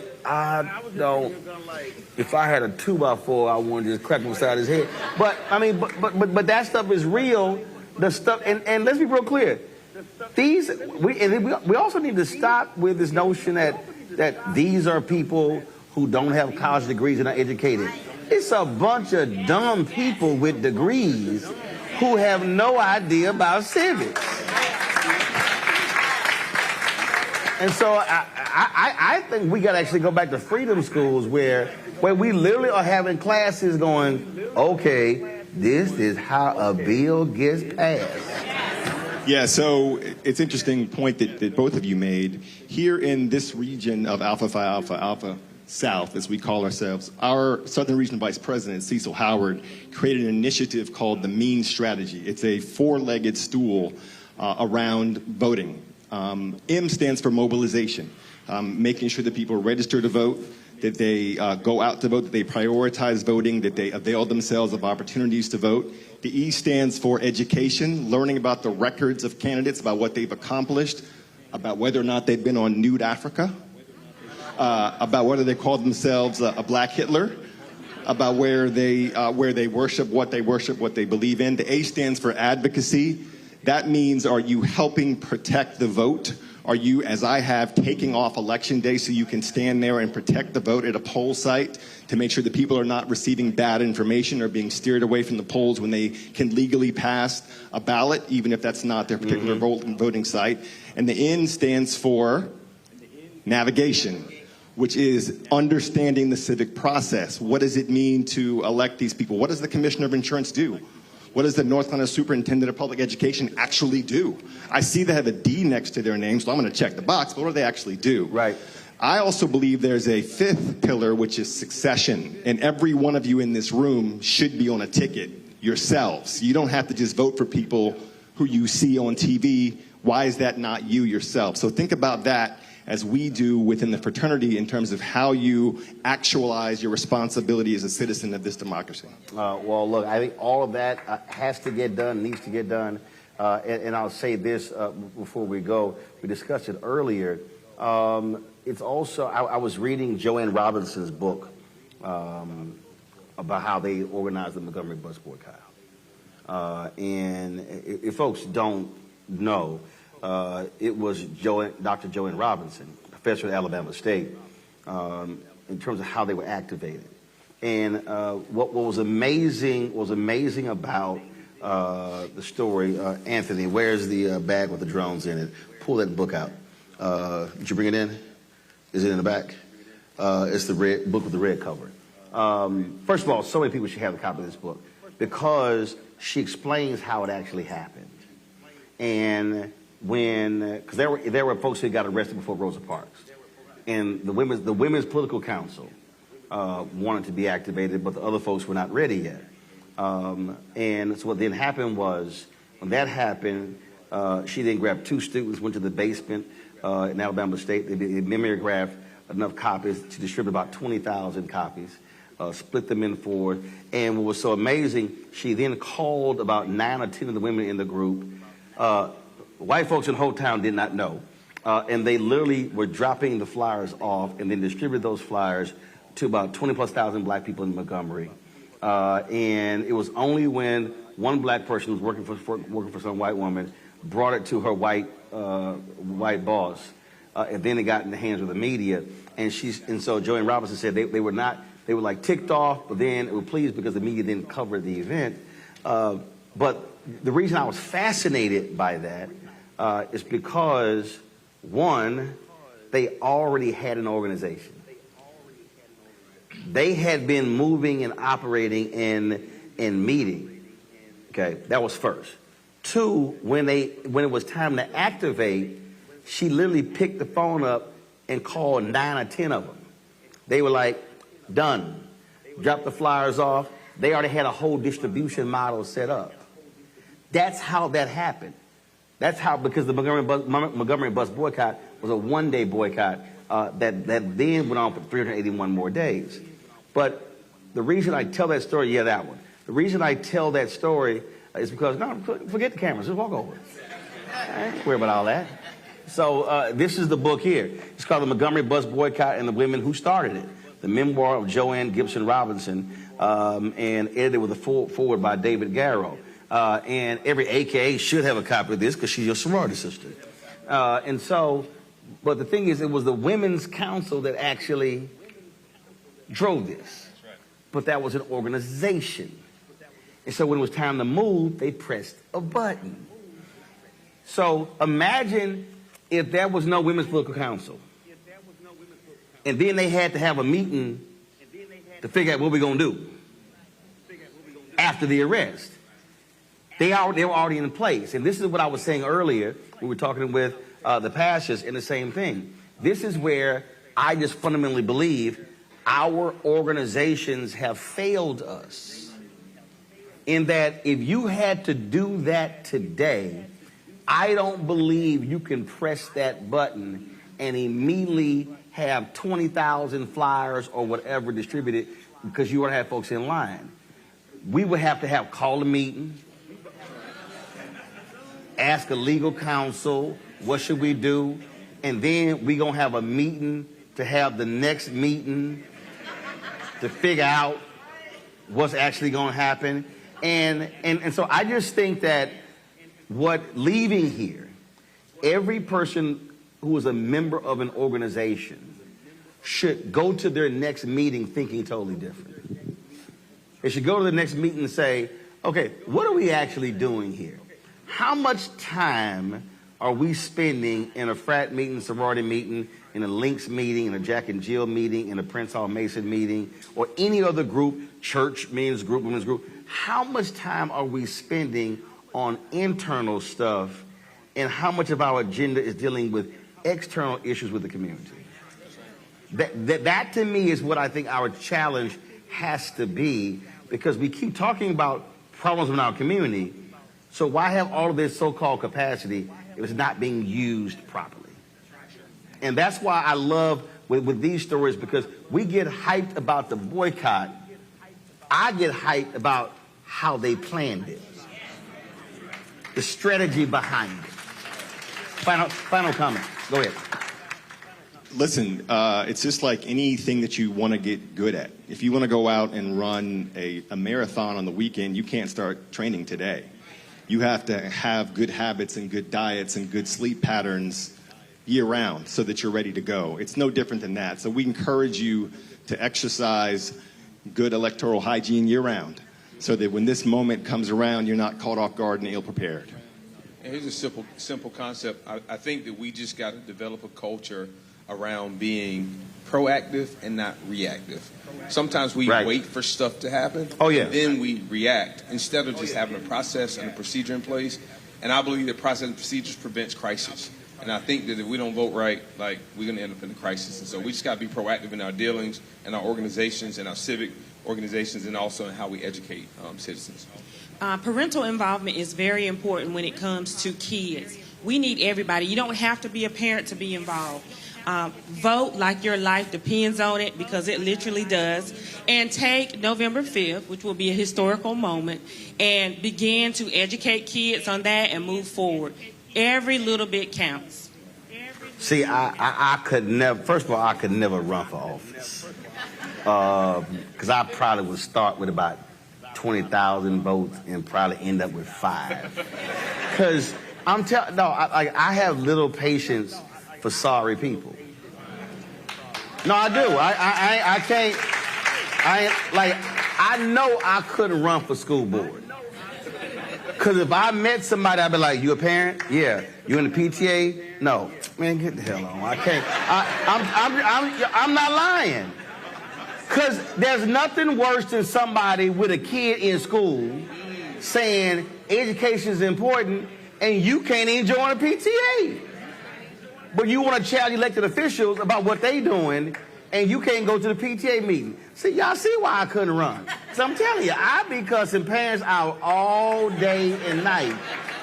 Because it bothers me when people say they want something, they care about something, and when you ask them the question, okay, well, are you involved? No. Well, what you doing? That's just me. Nola, what's your final comment? I got about 30 seconds, then we'll go to Greg and we close this out. All right, Nola, Greg. Yeah, thank you, Roland. You're on the road. You're doing what you did in 2020 when we overwhelmed everything and pulled people into office. Keep it up. North Carolina, shout out to y'all. Don't worry about these white folks. We know in 1898, 2 hours south of y'all in Wilmington, we saw what happened when they have fear-driven hatred. We're going to roll over them like the sea. Stay safe and let's win this thing.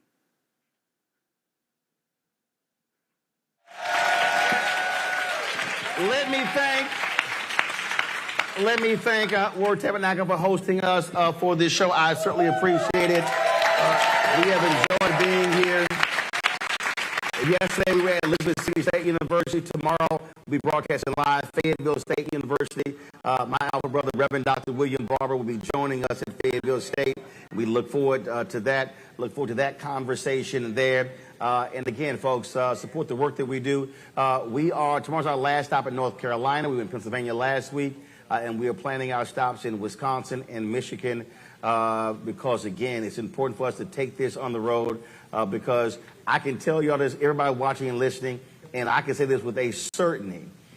You could take MSNBC, CNN, Fox News, ABC, NBC, CBS, and they will not have talked to this many black people in a month that we've talked to in the last 5 road trips.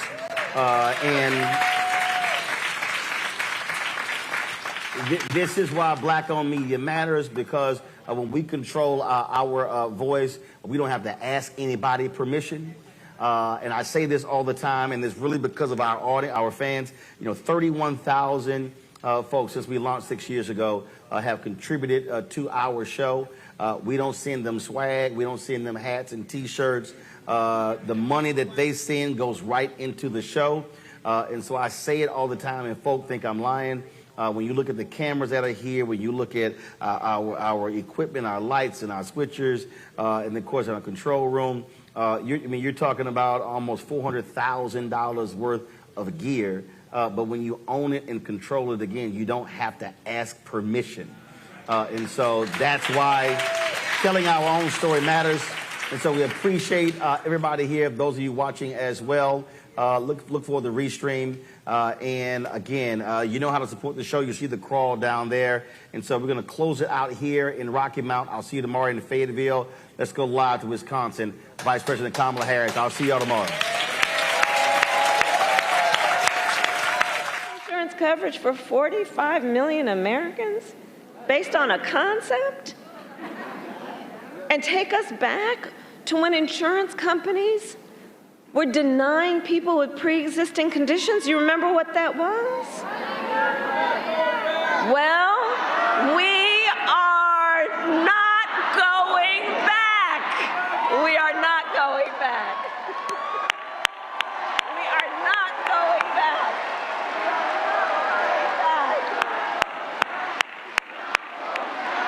We're not going back. We're not going back. And we are not going back because just like Wisconsin's state motto tells us, we will move forward.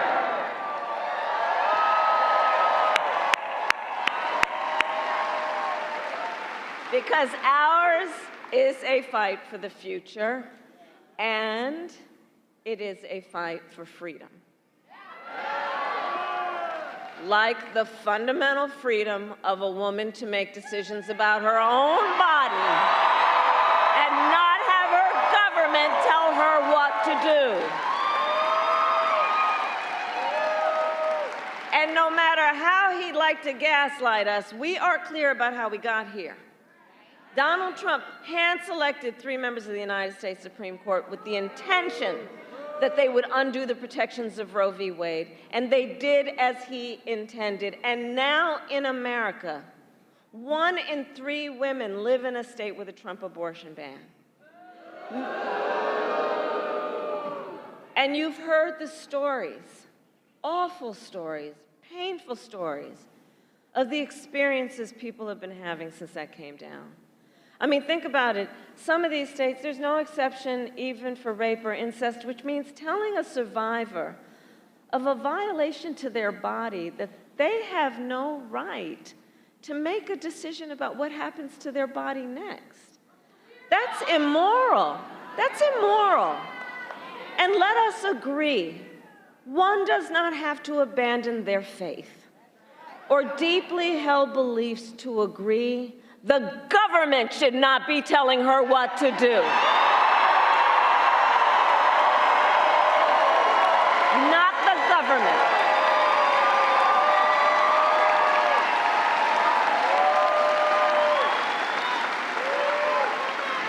And it is my pledge to you, when Congress passes a bill to restore reproductive freedom nationwide, as President of the United States, I will proudly sign it into law. Proudly sign it into law. Proudly. That's why you got to get Tammy back to the Senate, by the way. Okay? Now, Donald Trump has a very different view on reproductive freedom. And he refuses continuously to acknowledge the harm he has caused. See for yourself. Let's roll a clip.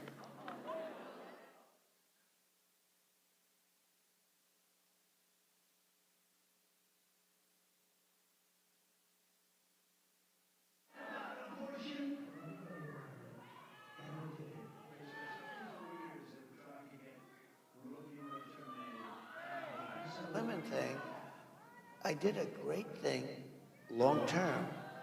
I think they'll understand. On the Roe v. Wade, I did a great thing. I want to talk about IVF. I'm the father. You don't hear that every day. I'm the father of IVF.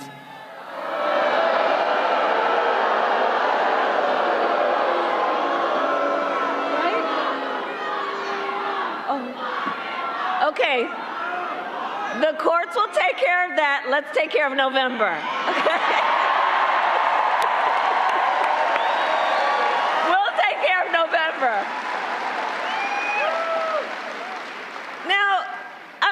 seriously, so first of all, no, Donald, everybody did not want Roe v. Wade to be overturned. Women are dying of sepsis because they cannot get the health care they need. They did not want this. Couples just trying to grow their family are being cut off in the middle of IVF treatments. They did not want this. And now, I mean, it just gets more unbelievable sometimes. And now the man calls himself the father of IVF? I mean, what does that even mean?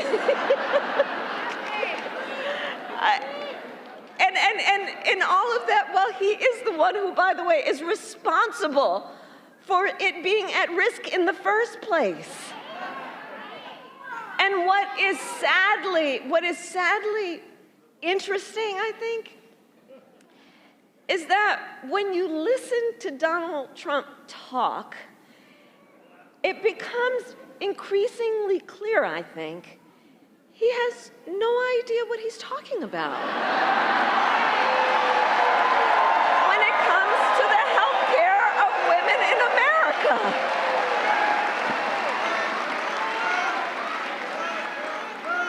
And across our nation, again, because this is serious, right? You know, this is why you all are here and spending so much time when you could be doing other things. Listen, across our nation, we are witnessing a full-on assault on other and additional hard-fought, hard-won freedoms and rights, like the freedom to vote. You see what's happening around our country. Attacks on the freedom to join a union. Attacks on the freedom to just be safe from gun violence. Attacks on the freedom to love who you love openly and with pride.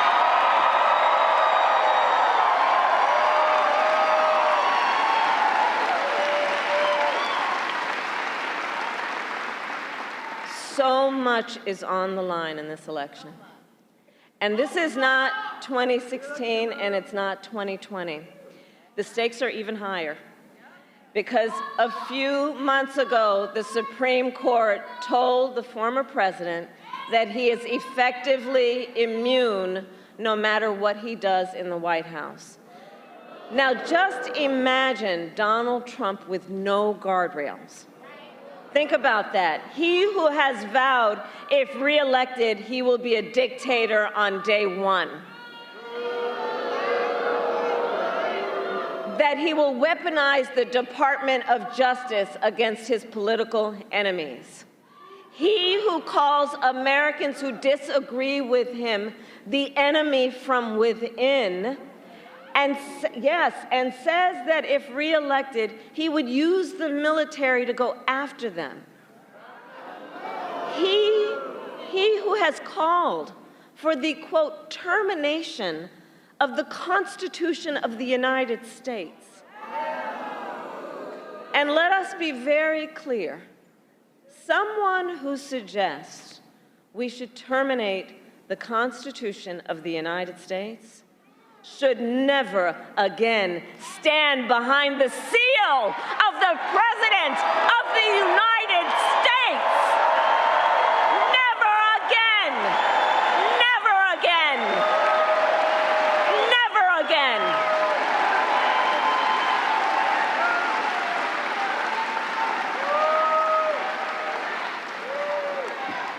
So, Wisconsin, it comes down to this. I know we are all here together because we know what is at stake. And we are here together because we love our country. We love our country. And I do believe it is one of the highest forms of patriotism, of an expression of the love of our country to then fight for its ideals and to fight to realize the promise of America. And that's what we are doing.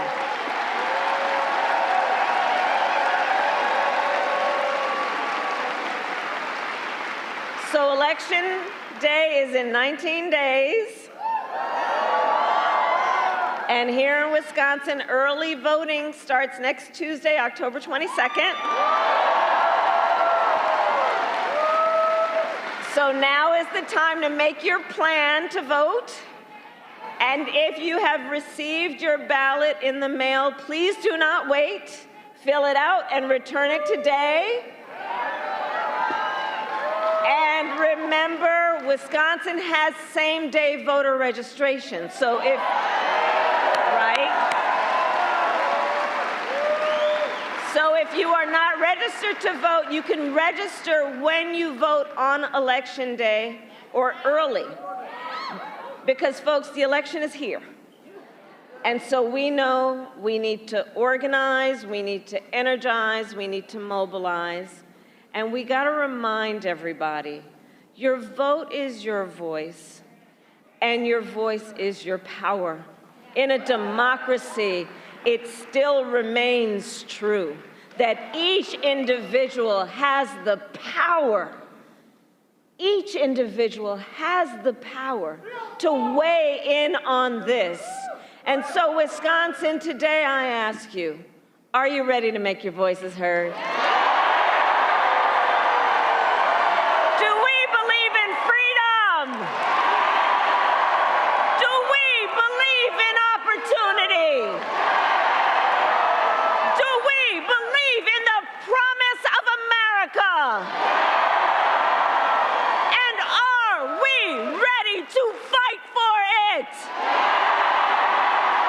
And when we fight, we win. God bless you, and God bless the United States of America.